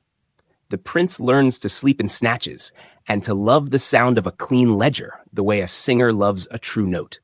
In a drill yard, he walks among elephant crews and notices a cow that startles at sudden clatter. He asks the mahout to sing to her each evening until she trusts the quiet that follows any noise. Weeks later, he returns and hears a different breath from the great creature's chest. He nods as if the night itself had become less brittle. A rumor grows like a vine in the shade. It speaks of a struggle near the heart of the palace, brothers and cousins set like stones at odd angles, the current trying to slip between them. The prince writes no words about this. The city tells it in fragments that never find a full circle, and yet feel true in the body. One version says, a brother's ambition met a sudden end on a night when torches burned too high by a storage court. Another says gates opened and closed without blood, while titles shifted like the course of a canal given a new cut. The tale remains a low music under the louder chores of rule. You let it pass through you without grasping, the way river wind touches skin and leaves no mark. From the northwest, a caravan brings a bowl cut from a single crystal and a scroll that praises a provincial governor who keeps markets safe for foreign hands. The prince receives them with a brief smile that holds neither pride nor apology. He knows what it costs to make a road welcome riders with accents that taste of pine and salt. He sends back pepper and muslin so thin it folds like breath. He asks only that caravans carry news as carefully as they carry goods. The next season brings a rumor of a campaign on a coastal road, and you can feel how the world is beginning to lean toward the prince in a way that will test his marrow. He kneels one evening beside a village well on the city's edge. The sunset colors the water, and the rim feels cool under his fingers. Children gather with the curiosity that always follows a prince who forgets to look princely. He asks a boy to show the letters he has learned, and the boy draws curves in dust that sparkle with mica. A girl corrects him, and the prince laughs softly when he sees her certainty. He gives the teacher a set of palm leaves and a small grant for a roof to keep the first rain from the children's backs. He leaves with dust on his sandals and a look that makes the guard captain turn away, so the privacy of feeling may remain whole. News comes from the capital. The old fire burns lower. The court prepares itself. The prince looks once more at the city that taught him the color of duty. He visits the shrine where the little flame has never gone out. He ties a small bell to the railing with a thread that smells of turmeric and tells the caretaker to ring it each time the well on the eastern road is cleaned. He walks the lane where the dyers laugh and the vats shine and the air tastes of mineral and plant. He climbs the steps of the ghat and watches lamps float away until they look like stars returning home by water. He leaves Ujjain with the same quiet he used to arrive. The town wakes to find orders for the next season already inked and sealed. A school will extend its shade. A bridge will receive new planks before the monsoon. A tax office will send 2 clerks to the southern villages to count fairly after a storm. In his chamber, a low shelf holds the leaf-thin bowl, the crystal cup, a garland now dry and pale, and a child's clay toy that looks like an elephant with a crooked smile. The room breathes with absence that promises return. The road back to the capital lies smooth, as if the ground itself wishes to carry him without jolt. He rides in an hour of birdsong and thin mist. He carries the smell of Ujjain in his hair, flowers and dye and river stone. The city withdraws behind him and remains inside him. You feel the hinge turning once more. The child who watched men drill has become a governor who can steady a province by adjusting a single levy and replacing one corrupt hand. The man who counted wells now carries a weight that will soon be heavier than any chain of office. The path ahead narrows to a point only he can see. You stand on a ridge above a river that curves like a blade left to cool in dusk. Wind carries the smell of salt from the far sea and the metallic breath of trampled earth. Below, the plain spreads wide with tamarind and palmyra and fields that waited for a harvest now buried under footprints. The banners of Kalinga lean against broken carts. The banners of the empire lift and fall with the breath of elephants. Drums speak in slow measures that sound less like victory and more like a heart counting what it cannot forget. You step down the slope where grass is pressed flat and feel the ground tell its story through the soles of your feet. Hooves have scarred the clay near the river ford. Wheel ruts hold small mirrors of sky. A spearhead lies beside a garland crushed into damp soil. You pick up the iron, and it smells of rain and hands and a bitterness that makes the throat tight. A heron stands in the shallows and watches the current pull a thin veil of silt over stones that were bright in morning light. A child's wooden toy, shaped like a horse on two small wheels, rests beside a reed mat that no longer belongs to anyone. The wind moves the mat as if it were a sleeping chest. You hear elephants breathing close.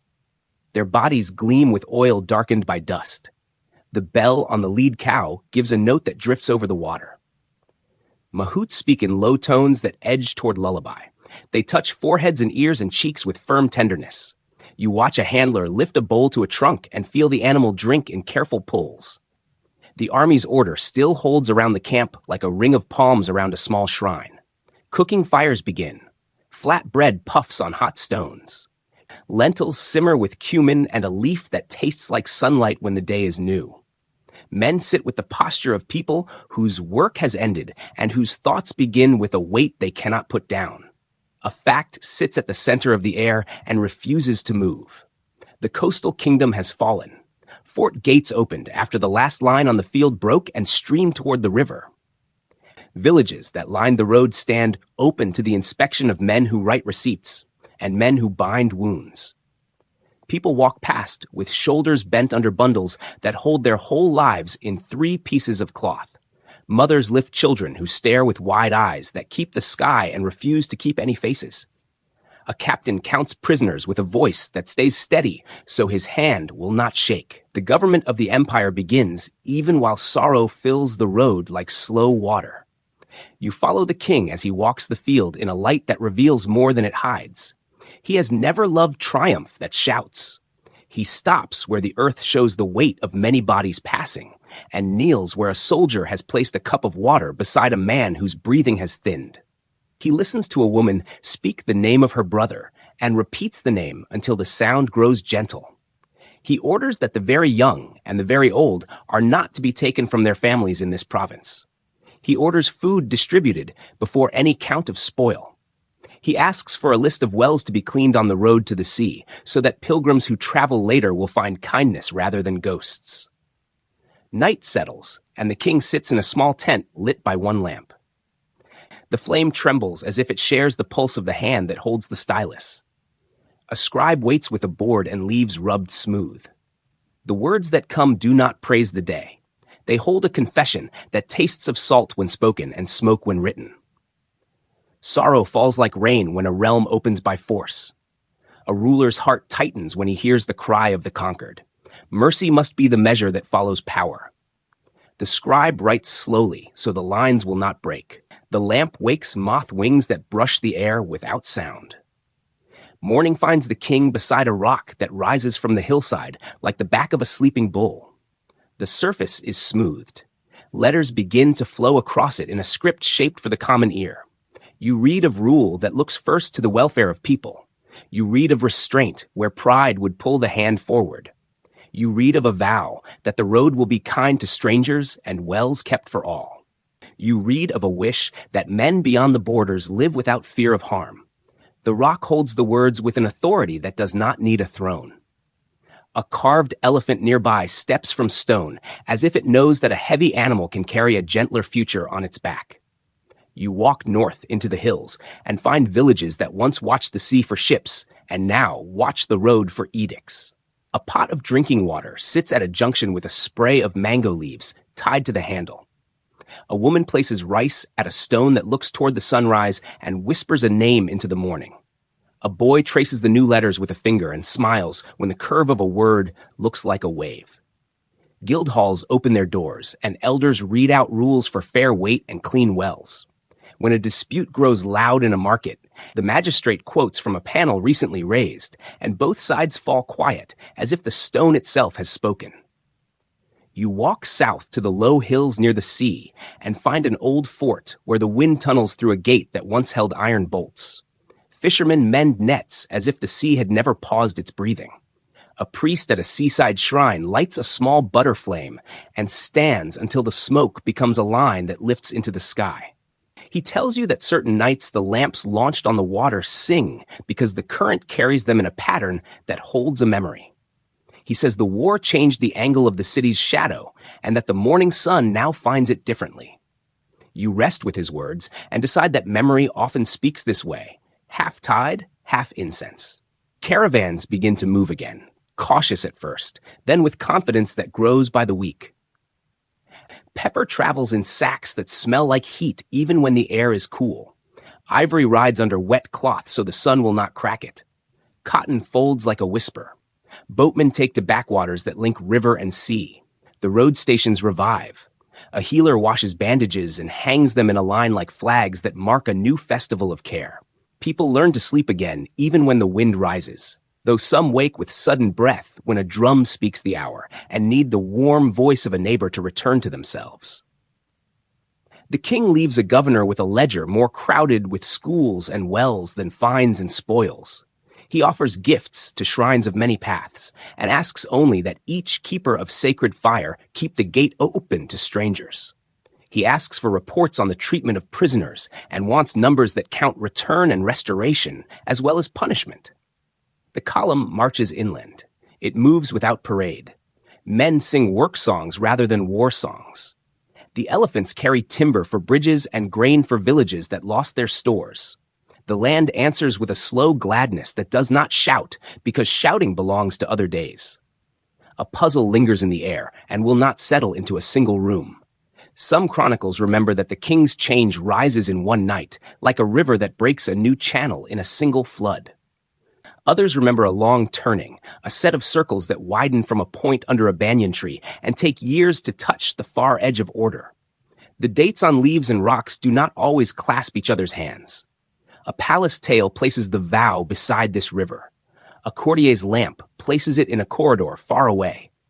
You carry both pictures without asking one to erase the other and let the truth breathe between them. You return to the ridge and watch the river sit inside its banks. Herons hunt in the shallows.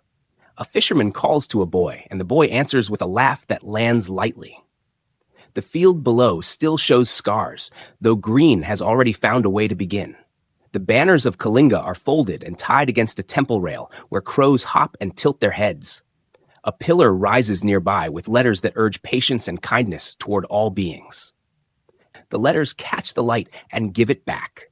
You understand that the war belongs to yesterday and that the words belong to many tomorrows. Evening gathers. A conch sounds from the camp to mark a simple meal. The king steps away from the ridge and follows a path toward a quiet flame. You follow with steps that make no sound.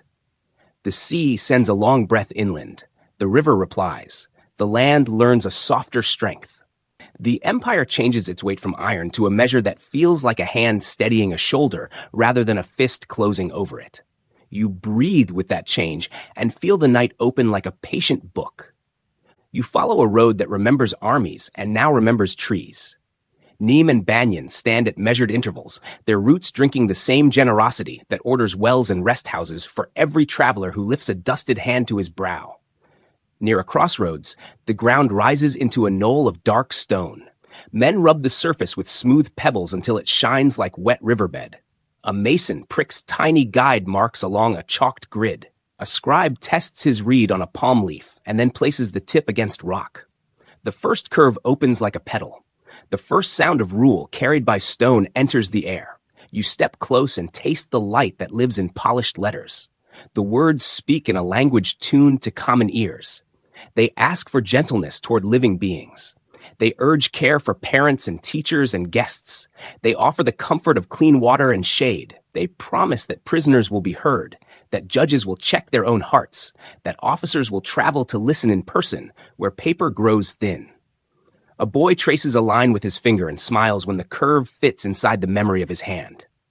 A shepherd stands with his staff and learns that the same road that carries tax also carries mercy. North along the Ganga, a pillar rises from a socket of carved stone. Its skin holds the shine of long patience. The shaft stands without seam from base to capital, as if a giant reed had turned to flesh of mountain and asked the sky for friendship. At the top, 4 lions sit back to back and look in the 4 directions with mouths that keep a calm courage. Between them circles a wheel whose spokes remember order and the turning of seasons. A monk rests in the pillar's shadow. A potter lays down his load. A child arranges flowers at the base and sings a tune that her grandmother taught her when the mango trees first set fruit. At daybreak, the pillar's gloss wakes to the first sun. Letters cut into the upper band hold a voice that carries farther than a conch. Care for the weak, restraint in victory. Plants set along roads for shade and fruit. Healers and herbs for men and animals. The command sounds less like iron and more like a song that never grows tired of its own refrain. Couriers run their fingers over the lines as they pass and feel the cool promise of words that stand when men grow weary. The village council quotes the pillar to quiet a loud quarrel. A ferryman repeats a phrase to calm a man who grieves. You travel west, and the script changes its close. In stony towns that face the setting sun, letters step differently across rock and speak in the tongues of merchants who count by weights that came from sea roads. On a wall above a flight of steps, a text greets sailors in a language gathered long ago beside another sea.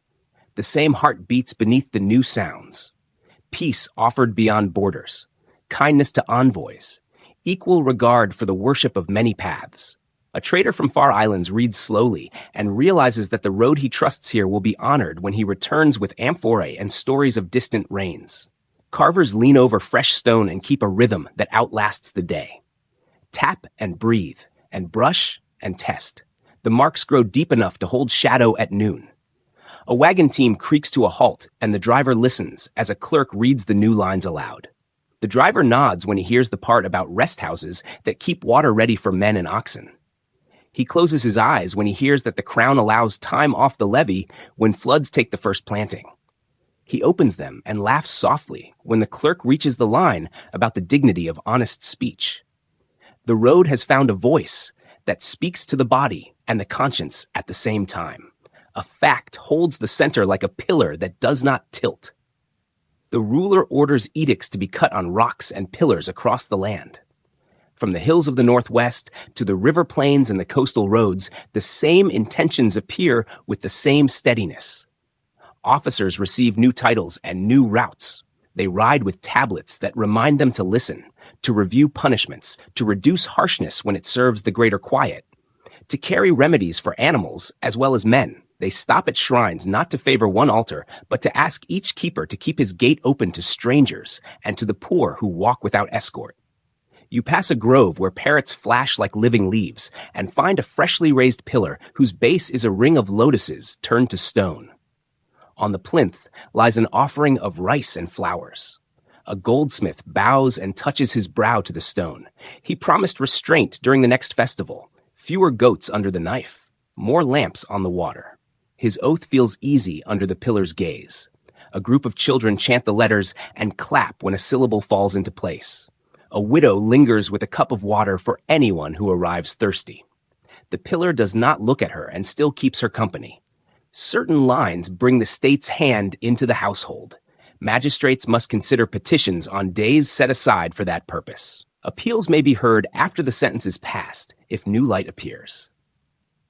Governors must leave the ease of their halls and make circuits by road and river to speak face to face. Provincial scribes keep copies so that words on rock keep living in rooms where sandals scuff and lamps smoke. You watch an officer seal his own letter with beeswax and the mark of a small wheel, and you feel the warmth of a system that trusts repetition more than rage. In the elephant stables, a quiet spreads that tastes like rain. The king has ordered less blood in sacrifice. The stand where goats once tied before a holy day stands empty. Priests come and still find welcome. They receive cloth and grain for their houses and a request to light lamps for all creatures under heaven. The head stableman places green branches in the evening, and the herd eats in a peace that reaches the men who once washed blood from stone thresholds after festival. The same empire that drilled for war now trains itself to pause before the knife. You climb a slope where brush holds the last glare of afternoon, and the rock itself has become a page. The letters here carry a memory of a coast that taught mercy by sorrow. The lines turn from the pride of empire and bend toward a promise that future conquests will happen inside the self. The breeze lifts, and you hear the weight of the vow without bitterness.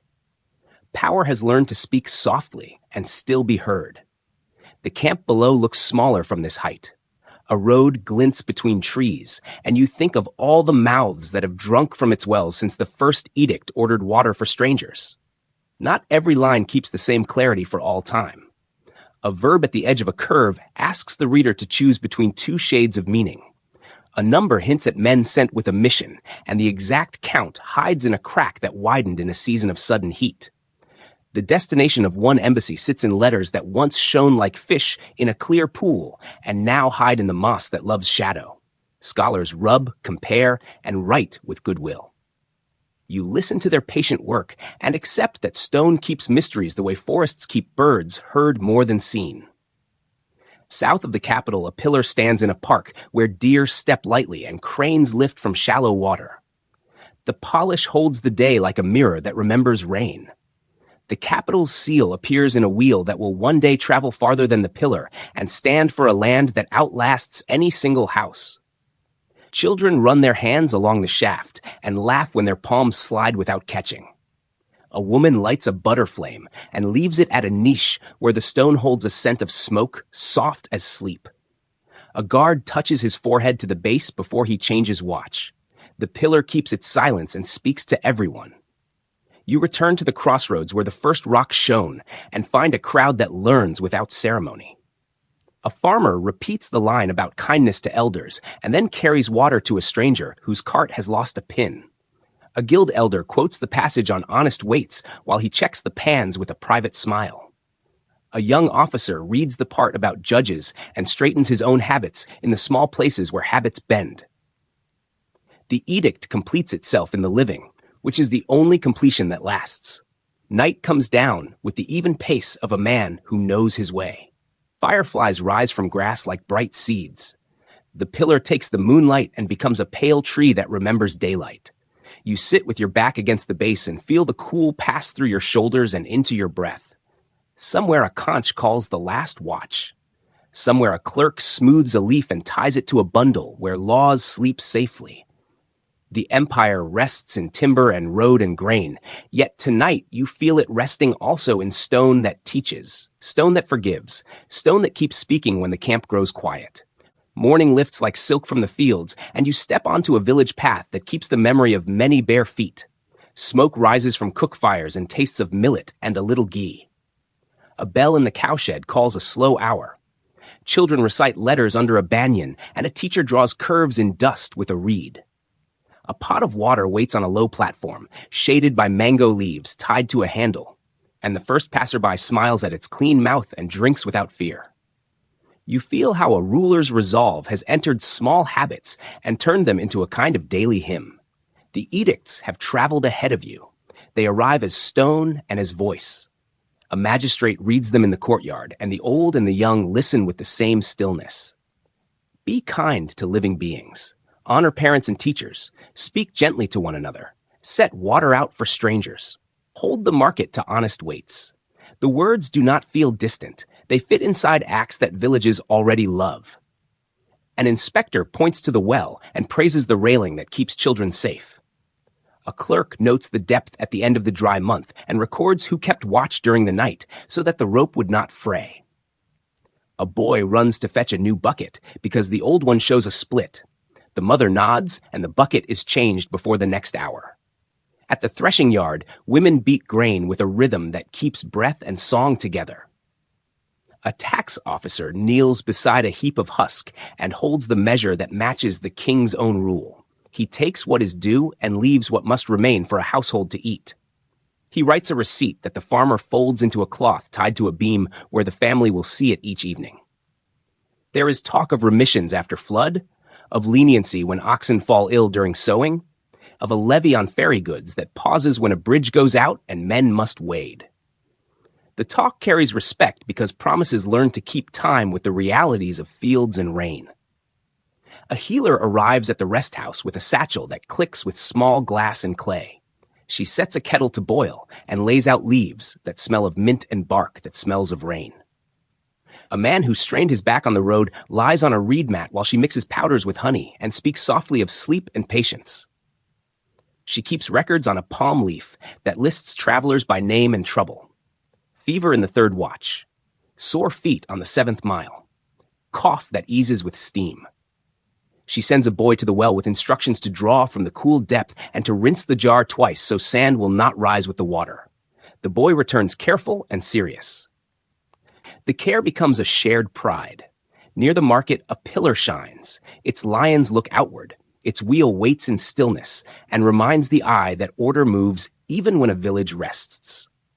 The chief of the guild house touches the stone with oil and reads the line about honest weights.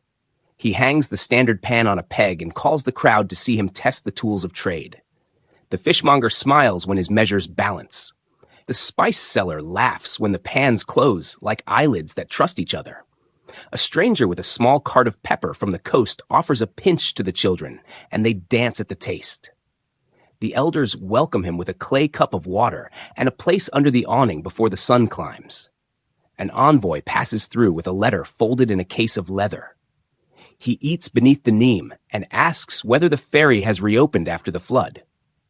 The villagers point him to the notice board, where a neat hand lists the hours of passage and the fee that will remain low until the bridge gains its new planks.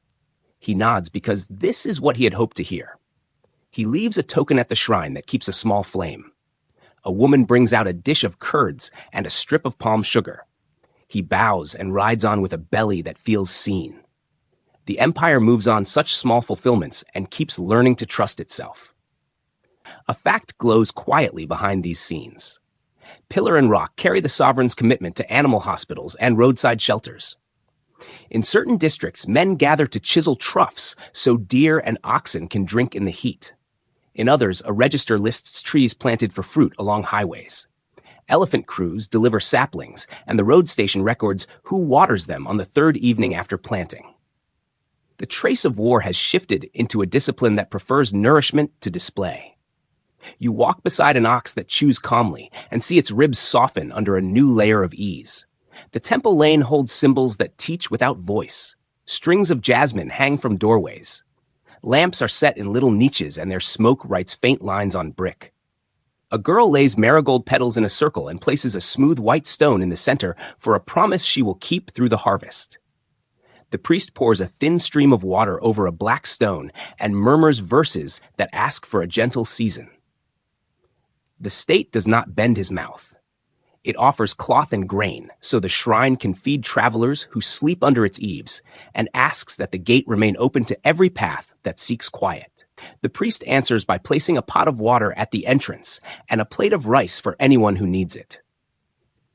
You sit with a council of elders on a platform of packed earth under the banyan. They discuss a boundary path between fields that shifted after the last flood. The magistrate listens and recites a rule from a palm leaf that traveled with him. He orders a fair line set by the old stones and the new course of water. The elders approve and ask that a young widow keep her small garden without levy for this season only. The magistrate agrees and writes the exemption in a careful hand. The decision settles into the village like a smooth stone into a bowl. The bowl feels heavier and safer. A traveling monk accepts a bowl of rice and sits at the edge of the shade. He speaks of quiet roads in the south and a monastery where the bells sound like rain. He tells the children that kindness to animals keeps the mind clear. He blesses the new well with a verse that lingers in the ear and makes the water taste sweeter. He rises with no coin in his sleeve and bows to the pillar before he goes. In the lanes behind him, a potter turns his wheel, and a weaver counts threads with lips that move like a prayer. The day lies full and simple. Even in this clarity, a question moves like a fish under dark water. How far mercy entered the law in every province? How many punishments softened in practice, and not only in words? Whether officers in distant towns kept the same open hand as officers near the capital remain stories that do not always agree. A leaf from one district shows a remission and a kind line in the margin. A shard of stone from another shows a rule stated with firmness and no comment from a softer ink. You hold both and accept that a great intention travels at the pace of carts and needs many seasons to reach every corner. Noon brings a pause and a cooling drink of tamarind water. Shadows shorten. A drummer marks the hour from a small tower above the grain yard.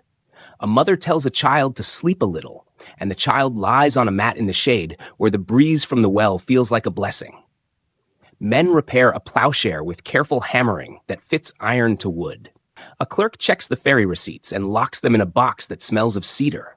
A farmer unties a calf and lets it graze under the guard of a boy who whistles without thinking. The village moves like a wheel that knows its center. Toward evening, the rest house fills with slow footsteps and low voices. A caravan arrives with cloth packed in bales and a pot of pepper tucked into a traveling chest.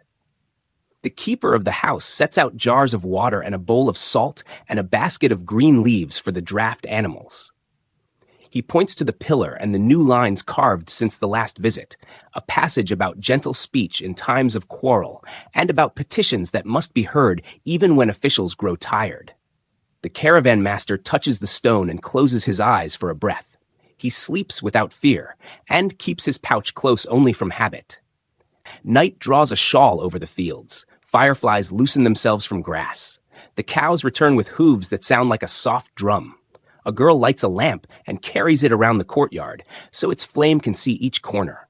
She sets it near a low shrine, and the little fire makes the white stone glow. A man reads a verse about patience and sets his reed aside. The well breathes coolness. A jackal calls, and the call fades into the edges of the sugarcane. You lie down on a woven mat and feel that the empire is standing watch without raising its voice. Mercy walks the road. Law sits beside the well. The night learns to trust both. Mist lifts from the river, and you hear a slow bell from a monastery near the eastern gate. The sound walks across water and gardens and reaches a long hall of wood and stone where monks gather in the first light. You step over a threshold, smoothed by many feet, and feel cool grain beneath your soles. Lamps breathe a small amber. The air carries the warmth of boiled rice, the clean scent of wet cloth, and the faint smoke of resin that clings to rafters. A mat is spread for a teacher whose quiet has the weight of a mountain. He rests one palm on his knee, and the room leans toward him without effort.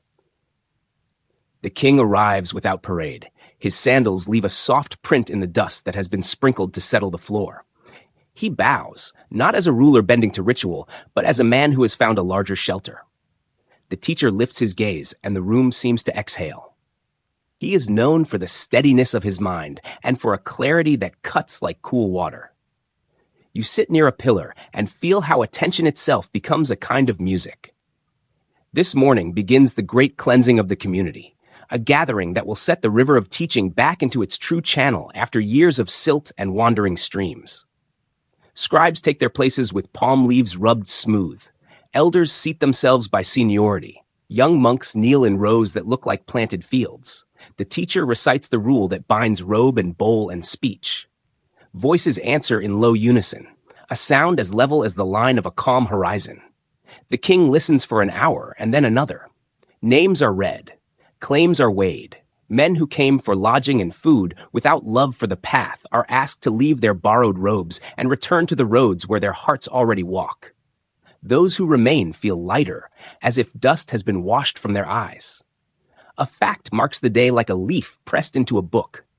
The council sits in the capital and lasts until the house of practice has one voice again. The teacher at its center is remembered for a text that speaks to disputes with the firmness of a carpenter's square. He corrects views that lean toward extremes. He sets plumb lines where thought had grown crooked. In the pause after each decision, birds outside the hall give short calls, as if the garden itself agrees with the restoration of clear edges. You step into the courtyard at midday. The kitchen smells of rice and mung beans and the pepper that warms without burning. Novices carry water from a cistern shaded by banana leaves. A line of lay people waits with bowls, eyes lowered and faces soft. A woman places mango slices on a tray for elders who have walked far. She also brings a small garland for the image in the shrine, and the flowers shine like little suns against stone. The mood in the courtyard is one of relief without noise, like a field after a long rain has finally ended. When the assembly returns to the hall, voices turn to the future. Not only the cleansing of the house, but the widening of the path. Letters will travel with walking men. Missions will leave by the king's highways as gently as seeds riding a river. Names of lands rise from the teacher's lips and settle in the scribe's neat hand. To the northwest where snow peaks watch the passes. To the rock country by the western sea. To river towns in the south where pepper dries on mats. To the island beyond the strait where deer wander temple groves. To forest provinces that keep old gods and new wells. Each pair of feet will carry a verse that steadies breath and a story that softens pride. Night gathers and a small lamp is carried before a young monk whose face is calm and eager in the same moment. He bows to the king and receives a letter for the lord of the island across the water. He will sail soon. A tide of palm fronds moves along the riverbank like a living roof, and the boatmen sing a line about safe crossings. In the seasons to come, that island will greet the teaching with joy. A king there will hear the words and clear land for a monastery where wind walks through stone cloisters. A royal grove will receive a branch from the tree of awakening, carried by gentle hands and planted with a prayer for shade that never fails. You see the image as if you stand beside the pit where the young roots taste foreign soil and find it sweet. In the capital, the king orders letters on polished pillars that speak of harmony among seekers who choose different shrines. He asks magistrates to visit monasteries with the same courtesy they offer to guilds. He grants land for rest houses where monks and travelers may share a pot and a story. The road stations add a shelf for palm leaves kept dry in jars sealed with pitch, so that a teacher may carry a text through the rains without fear. Couriers ride with packets that list names of men departing and the provinces they will cross, because mercy prefers memory to accident. A small room near the main hall holds a quiet labor. The teacher and his students argue with smiles and sharpen a body of thought that will travel with the missions. Leaves fill with ordered questions and firm replies. A novice rubs ink stains from his fingers and straightens a stack with care. The city outside hums with carts and bells and the scolding of mynah birds, yet here words fall into place like stones in a watercourse, guiding the flow without resisting it. You feel the pleasure of a discipline that protects clarity without violence. The season turns and departure days come. One group leaves for the north with blankets rolled tight against cold valleys. Another takes the sea road east with jars of dried fruit for days when the wind forgets to help. A third follows the highway south past mango groves, then into rock where the ground is warm by noon. Their feet learn new dust. Their tongues learn new sounds. In frontier towns, they speak of kindness to all beings and join hands with healers who already practice mercy toward animals and men. They help repair wells and hang lamps at shrines that feed strangers by habit rather than command. A whisper travels back with merchants who pass the border hills. They report that Greek courts in distant lands have heard the name of the king who loves the law of the heart. They repeat the names of rulers who sit beyond deserts and seas and say that gentle letters have crossed to them. Which letters were words of faith and which were counsels of conduct remains a thread that gleams, then hides, then gleams again. You hold the whisper without forcing it into a single shape, and trust that the wish for peace can find many doors. Women in the capital gather near the river to prepare cloth for robes. Among them sits a princess whose patience is a kind of brightness. She speaks of ordaining women in lands that ask for it, and of planting trees that will shade cloisters yet to be built. She lifts a bowl of water with the care one gives to a seedling. Later, her steps will cross the strait, and the island will learn a new tenderness through hands that tie threads and carry saplings. In the glow of late afternoon, the river mirrors a line of lamps, and her reflection moves among them as if carried by light. The king returns to the hall near the end of the council. He bows again. The teacher places a hand on his head and blesses the intention that has guided both rule and reform. The assembly disperses like rain, leaving a roof, not as a flood, but as evenly as 1,000 drops finding the soil. Monks set off in pairs with bowls and songs that rise no higher than needed to carry. The capital breathes with a lighter chest. The pillars hold their messages in day and night. The roads learn new prayers that belong to the common ear. One question lingers like a heron standing in shallow water. The exact number of those who departed, the full map of the routes they took, the precise bounds of lands that first received them, do not keep a single answer. Chronicles speak with different rhythms, and stones offer fragments that stop where moss begins. You do not press the bird to fly. You honor the stillness and accept that certainty sometimes sleeps near sanctity. Evening falls over the monastery. A bell persuades the air to grow kind. Fireflies lift above the cloister garden. From the kitchen, a last fragrance of rice and pepper drifts through the dark. The king walks home by the river path, and the teacher returns to his mat. The city quiets. You lie down on a cool step, eyes on a slice of sky between roof and pillar, and feel the world turning in longer circles than any rain. A council has closed. A path has opened. The night breathes as if it has learned a new and gentler way to count. A pale sun finds the ridge above a quiet hill town and warms the stone until it gives off the faint scent of rain long past. You climb a path edged with small shrines and wild grass and come to a circle of railing that holds a mound as smooth as the palm of a careful hand. The stupa rises without hurry, a dome that feels like breath held in stillness. A square fence sits on its crown like a little terrace of sky. Above it, 3 discs stack in a calm rhythm. A path curls around the base and invites your feet to learn a circle. You realize the hill itself has learned to breathe with pilgrims. You walk near the railing and feel the cool of stone under your fingers. The posts return in even intervals like beads on a string. Each carries a band of carving that tells a short tale. Elephants step with the unhurried certainty of work, animals who know their task. Riders guide horses whose ears show the listening that saves lives on long roads. A river goddess leans from a wave to offer water to those who carry bowls. A yakshi clings to a tree whose trunk bends toward her like a lover, and the curve of her hip makes the whole scene remember fruit and first rain. Flowers open in stone and never fade. The world of the court arrives here in gentler dress and stands beside the world of village and forest without quarrel. The dome itself holds a secret that is no secret. A box of relics sleeps inside, wrapped in reverence and set with the care people give to seeds kept for the next season.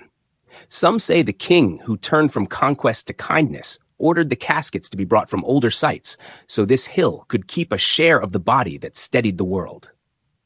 Others say the pieces never left their first homes, and that builders placed symbols of presence rather than flesh inside this mound. The stories meet like 2 streams and flow on together. You accept the merging and circle with a patience that keeps time for both. Along the rail, 4 gates face the directions and lift into the air like stone trees with branches that tell stories. The uprights stand solid and square. The lintels lie across them in 3 layers that seem to float by their own will. Every surface carries the touch of a chisel guided by hands that knew how to sing without sound.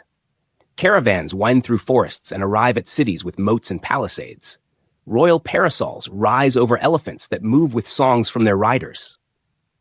A wheel appears on empty thrones, and a pair of footprints rests on a pedestal ringed with flowers.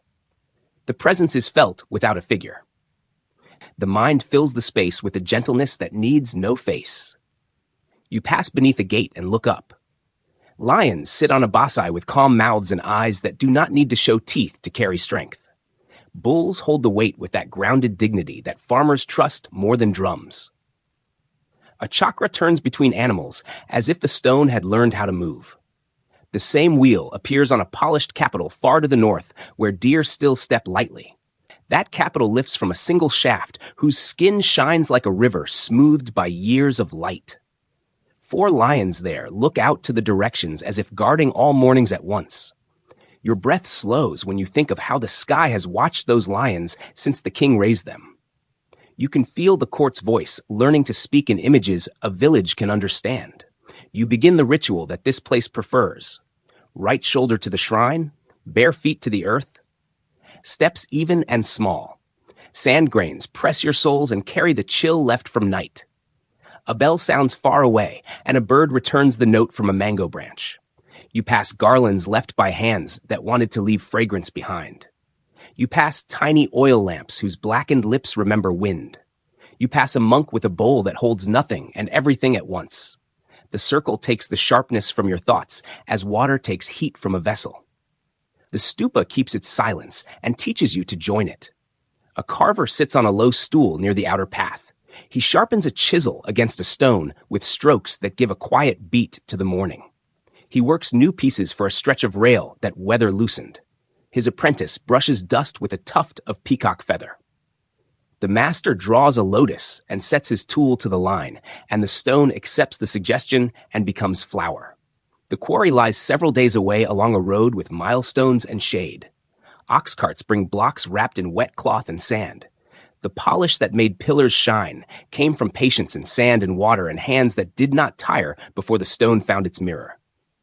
You admire the craft, because craft is the body of faith. A party of pilgrims arrives from the river country. They carry small bags of rice and a jar of clarified butter to share in the rest house. One man brings a drum about the size of his chest and beats a heartbeat that matches the rhythm of walking feet.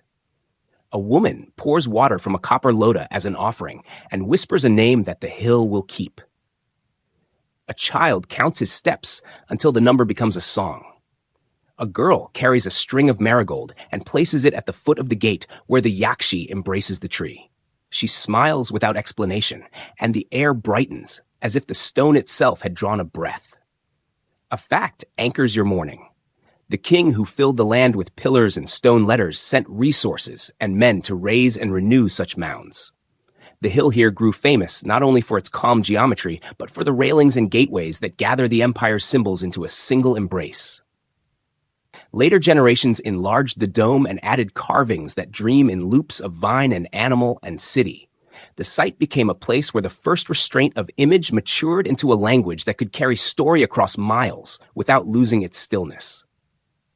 A stupa began as a burial mound and became a diagram of the mind that seeks rest without forgetting compassion. You pause under a neem and taste the midday. Monks in brown and saffron pass beneath the gates in lines that look like streams finding their course. One carries a palm leaf with lines copied in a hand that sits like swallows on a wire. Another carries a small jar of oil for lamps. A third carries nothing at all and seems to move with the lightness of a field after harvest. A lay family sets out a cloth and places rice and greens and a little jaggery for anyone who wishes to share. The circle of the day matches the circle of the mound. The rhythm makes memory feel like a present act rather than a wait. On the far side of the hill, a smaller shrine holds a pillar fragment with a capital that once bore an animal now lost to time. The polish has softened, yet when your knuckles touch the stone, you feel a coolness that seems deeper than shadow. A mason nearby says the old work used stone from a place where the river cuts the hills and leaves beds of grain so fine they take shine easily. He says men carried the blocks on sledges and rolled them on logs and sang to keep time on steep paths. He says the polish was a kind of prayer, hours of patience given back to the mountains that gave the stone. A scholar sits with a board and copies a scene from the gate where a city appears with towers and a moat and a bridge full of people. He argues with a friend in low tones about whether the carvers remembered a real parade of the royal household or a festival in a northern town where river and canal meet. The friend traces a tiny group of musicians and says the instrument belongs to another coast. The two smile and agree that the stone keeps journeys that leaves and journals only hint at. You listen and let the question stay bright without needing a single answer. Evening leans into the carvings, and the shadows grow long enough to carry new stories inside the old ones. The lions gain weight around the eyes. The bulls look as if they are about to breathe.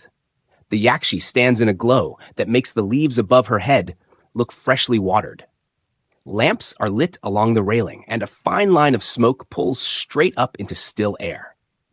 The bell from the hill town finds the stupa and circles it like a low bird. The crowd thins into the soft spread of night. A last pilgrim completes a round and touches the railing with fingers that tremble just enough to show that devotion lives in the body. You lie on the warm stone of a terrace near the lower path and think about how a mound of earth became the center of a continent's way of remembering. A dome holds a casket. A railing holds a path. A gate holds a story that needs no voice. A pillar holds a wheel and a lion that never roars. In these forms, the empire learned to speak a language that does not shout. Kindness found geometry. Authority found humility. Faith found craft. The hill keeps the sun like a quiet elder who always has time. Night settles. Stars rise like offerings. The sky keeps for itself. A breeze comes up from the plain and moves the oil flames just enough to make them blink. The stupa keeps its round. The lions keep their watch. The wheel keeps its spokes ready for dawn. You close your eyes and feel the circle complete itself inside your chest. The hill rests. You rest with it. The realm endures through stone that remembers how to be gentle. Morning breaks along a river mouth where fresh water loosens into brine, and you stand on a wharf built from timbers that smell of resin and sun. Riverboats slide in with hulls that remember silt and reeds. Beyond the bar, ocean craft rock in a slow cradle, their masts drawing lines against a pale sky. Sailcloth dries like the wings of great birds. A bell from a shrine near the harbor calls a blessing. A priest sets a small lamp at the prow of the first ship to leave, and the flame steadies as if it trusts the sea. You walk the planks and feel the board's mild give beneath your heels, a promise that the world beyond the estuary will accept careful feet. The port keeps order with a calm that makes distance feel familiar. Waymen test pepper in small brass bowls and note its fire without speaking. Indigo cakes stack in cloth that the river breeze keeps cool. Ivory lies beneath damp leaves in crates marked with the seal of a guild whose sign is a fish and a wheel. Cotton lengths fold like pale water. Carters call to oxen that lift their tails and step with patient pride. At the office by the gate, a clerk writes a receipt in neat characters and sands the leaf so the ink will not bloom. A gong sounds to mark the opening of the tide, and all hands look seaward together. You move with pilots who know the channel by color and smell. Green water where sand hides in muscle. Gray where the river's weight still rules. Blue when the sea begins. They lift a handful and taste the change. They watch a line of foam that shows where two strengths meet and part. The boat noses into slow swells, and the river falls behind like memory. A sailor ties a charm of turmeric and thread to the tiller and touches his brow. The wind leans into the sail. The cord sings softly. You breathe with the pull and feel the shore slide into story. The monsoon has its own calendar, and men here have studied it longer than written leaf remembers. Early winds carry ships south and east along a coast that offers harbors like cupped hands. Later winds bring them back with holds more honest than any song. Pilots read clouds and swells as if the sea kept a scripture for those who look without greed. They wait in coves where palms show the direction of higher weather. They rise by night to test the air with wet fingers and listen for a pitch in the reef's voice that says, tomorrow will be a road. They trust the first long breath that turns sails toward distant islands and a strait where deer wander temple groves. You anchor in a lagoon where boats from farther south crowd the water with painted eyes on their prows. The market smells of tamarind and smoke and resin. Shell bracelets clatter like rain. A man in a linen shawl counts in a rhythm that came from lands beyond desert and mountain. He offers wine that tastes of pine and stone. He tastes pepper and blinks with a smile. He lifts a small image of a lion cut from bone and admires a wheel stamped on clay from a northern kiln. You see how symbols travel as surely as spices. The lion speaks of power turned toward mercy. The wheel speaks of order that moves without whip. Couriers of the crown keep watch even where palm roofs replace tile. They note weights and tolls and the health of the rest house for sailors who fall ill when land returns underfoot. They remind guild elders that wells near the market must be kept sweet when heat climbs. They show letters that ask for courtesy between temples that fold strangers into shade. On the wharf, a measure stone stands where anyone can test a claim. The stone becomes a small altar to fairness. Hands touch it before bargains begin and again when bales are tied. Caravans follow the shoreline where road and sea share news. They meet brokers who carry the taste of far courts in their tongues. An old merchant tells you the ridges west of the desert hold towns where a Macedonian plan turned into successor kingdoms that still write letters in the names of rivers that run toward sunset. He says elephants crossed a border once and altered a battle that men still discuss by torchlight. He shows you a bowl cut from crystal that catches morning in a way that makes rice look like snow. He wants only pepper for it and a length of cotton so fine it floats when lifted by 2 fingers. You feel the exchange take place between breaths, as natural as tide. In the south, a river port opens like a flower after rain. Warehouses of brick and timber rise on pilings. Their doors smell of cedar and smoke, their thresholds polished by many shoulders.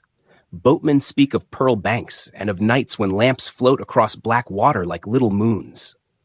Traders speak of cardamom that wakes the mouth, and of cane sugar that turns light in tea into a soft brown. Monks speak of quiet roads inland, and a monastery where bells sound like flocks of cranes coming home. The harbor master keeps a board of tides and a list of ferries that serve villages whose names sound like rain on leaves. You follow a convoy that rounds a headland and finds a coast that faces long seas. Sailors turn their faces toward open water and count in low voices. A coxswain slaps the gunwale 3 times, and the beat spreads along the deck. The ship stretches into wind. Waves lift and set. You taste salt that dries on lips like a thin crystal. At dusk, the sky becomes a bowl of copper. Flying fish break the surface like quick silver thoughts. A candle burns at the bow under a small shelter, and the flame does not die. You trust it and sleep with your cheek against rope that smells of tar and rain. Far on the western edge of story sit great cities where courts collect words the way markets collect cents. There men write about a capital by a river that held a timber wall and a moat wide like a canal. Their pages carry wonder like a perfume. You imagine a scroll crossing hands in a court near a stony sea. The scroll speaks of guilds that keep honest measures and of roads planted with trees. It speaks of a king who inscribes his mercy on rock, so magistrates cannot forget kindness when the room grows hot. How the scroll traveled, who carried it, which harbor gave it to which noble hand, whether it moved by ship or sand or both, remains a line of brightness that vanishes and returns like a fish near the surface at noon. From the eastern bays, small boats slip toward islands where forests lean over water and birds wear colors the mainland seldom sees. Strings of glass beads pass to hands that trade for fragrant wood. Ivory combs cross the strait, wrapped in cloth. In one village, a grove is cleared for a house where travelers may sleep, and a pool is dug so deer can drink safely. A sapling from a sacred tree takes root there, and the wind through its leaves sounds like pages turning in a book too old for a single author. The sea keeps the secret of who carried the living branch and on which tide the boat arrived. You accept the secrecy as a kind of grace. Back at the northern ports, the river swells with barges heavy from plains and hills. Punch-marked silver changes hands with a click that pleases those who count. Lead seals impressed with guild signs close bales before they meet salt air. Pepper traders whisper about a harbor on the far southwest coast where ships from the sunrise and ships from the sunset swap cargo in a market that smells like every season at once. Some place the harbor in a backwater cut by palms. Some place it farther north where the river finds a secret mouth. A map on cloth shows one line. A song in a boat shows another. You let both remain and find your way by taste and light instead. A simple fact sits quietly in the ledger of the age. The empire's roads lead to river mouths, and the river mouths learn the king's patience. Warehouses keep carts dry. Inspectors lift lids and call goods by their true names. Rest houses serve sailors and monks under the same roof. Healers keep herbs for men and for animals that pull carts to the jetty. When storms erase a crossing, letters move fast and tolls relax, so grain will not rot inland while the coast waits for repair. The crown prefers that trade breathe evenly rather than gasp for lack of thought. You climb a watch hill above a harbor where conches sound at sunset. The water reddens. Sails lower and fold. A boy lights lamps along the pier, and the flames draw thin lines on the quiet surface. A drummer at the shrine taps a slow pattern, and the sound rides the wind to boats that lie at anchor like sleeping cattle. A woman dips a leaf cup into the sea and lifts it to the stars, a prayer for her son on a voyage that will use winds older than any house. She sets the cup on the water, and it moves like a mild heart. You watch until the lamp becomes a small answer among bigger darks. Night gathers, and the smell of fish and resin and rain confides itself to your skin. You lie on a coil of rope, and the rope remembers hands that spoke in pulls and knots along many coasts. The chatter of a foreign crew drifts over the water and breaks into laughter when someone tells of a marketplace where coins sing when struck and where judges quote letters cut into immortal stone. Somewhere out there, beyond the line where sea marries sky, men finish a meal and talk about your river as if it were a relative. The world breathes in one ribcage, and the trade winds move like a slow musician's bow. A question travels with you even in this contentment.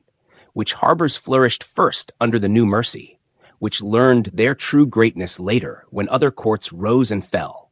Where exactly the legendary market of the Southwest spread its mats, and how early ocean roads met land roads to send letters to cities of scroll and colonnade remain stories that ripple instead of staying still. You keep the ripples and fall asleep to their rhythm. The tide turns without haste. The lamp at the prow keeps a calm eye. The empire extends itself, not by more spears tonight, but by the soft length of wind and water and trust. Late light pours along the Ganga like warm brass, and you feel the capital breathe with an older rhythm. The pillars still shine. The lions still keep their fourfold watch. The gardens still smell of champak after rain. Yet the pulse beneath the stone has slowed. Couriers carry fewer letters that bind far provinces. Governors speak more often with their own voices. The roads remain smooth, but the space between milestones feels longer in the body. You have walked this house through its founding and its flowering, and now you sense the weight shifting toward evening. A young king sits where an elder once bowed before a teacher. His face is earnest. His hand signs remissions when rain fails and rewards when artisans deliver work that honors a gateway. He offers cloth to shrines and fuel to monasteries. He keeps the flame before the household altar steady. The city answers with a loyalty that is strong when the streets are near and quiet when the roads grow long. The granaries are safe. The canals flow. The pillars still speak. The realm looks whole from the lion's seat. Beyond the moat, threads begin to loosen. Letters arrive from the northwest with a taste of snow and rock. A frontier officer reports that satraps who once kept faith now keep their own councils. A caravan master whispers of riders with crested helmets who ask tolls where they did not stand before. A scribe copies a name that carries the salt of distant seas and sets it beside the name of a mountain town that once sent pepper without complaint. The copyist does not lift his head. The ink dries. The line between rumor and record blurs and straightens with each passing month. In the south, a governor requests extra stores for a levy that did not reach its mark. In the west, a noble family asks for a right of inheritance that would fold a district into its private care. In the east, a river changes course, and a clever man uses the new bend to claim land that once paid the crown. The center answers with patience and receipts and small delegations of auditors who carry seals and soft voices. Some knots release beneath warm fingers. Others hold and thicken. The map remembers the old net, yet learns the new habit of slack. A fact sets a marker that no one can move. The founder's grandson wears the crown for a season, and then another heir takes the parasol, and then another stands where he stood. Names circle the lion's seat with the quickness of years in a drought. One ruler favors the cloister and raises railings around old mounds. Another prefers the drill yard and inspects the girth of elephants with the eye of a groom. A third enjoys poetry and the quiet that follows a long afternoon of rain. The flame on the household altar never dies. The torch at the border sometimes goes cold. You step into the guild quarter and hear a different song. Measures remain honest. Cloth keeps its fine hand. Bronze bowls hum when struck. Yet elders talk about ferries that open later and about patrols that change watch with more noise than before. The road still holds its promise, though the promise requires more patience. At the rest house, a healer works with the same calm she learned under the old edicts. She boils water, she dries leaves, she writes in a neat hand. Her supplies arrive, though not always on the day her ledger expects. She smiles despite the delay, and the smile becomes an act of rule. In the court, a general studies a map with a care that belongs to a carpenter planning a bridge. He has kept the northern marches quiet for years, and the guards at the audience gate know his footfall. He bows and requests a review of the army in the broad field east of the city. The request is ordinary. The king grants it. The city prepares. Artisans mend straps and stitch plumes. Keepers oil axles and polish harness.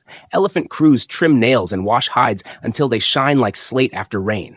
The field fills with line and color and the smell of leather and iron. On the appointed morning, the sun finds ranks that look as precise as a scribe's margins. Drums hold a slow beat. A conch gives a soft call. The king rides out beneath the parasol with fringe the color of monsoon cloud. He smiles at veterans whose hair has gone white. He speaks to a captain who trained under his father and still carries himself like a young tree. The general rides beside him and names units with a pride that seems to belong to the whole earth. The crowd feels safe. Banners lift and settle. The movement that follows is simple. It is clean. It turns the day. A signal runs like a cool wind across grass. Files shift. A circle tightens. The general places his horse where the king's horse stood a heartbeat before. A blade flashes once, not again. The parasol tilts as if it had grown suddenly weary. The drums falter and then fall silent, as if the skin had forgotten how to answer a hand. The field holds its breath. The capital learns a new word for morning. You stand in the hush that follows and taste iron on the air.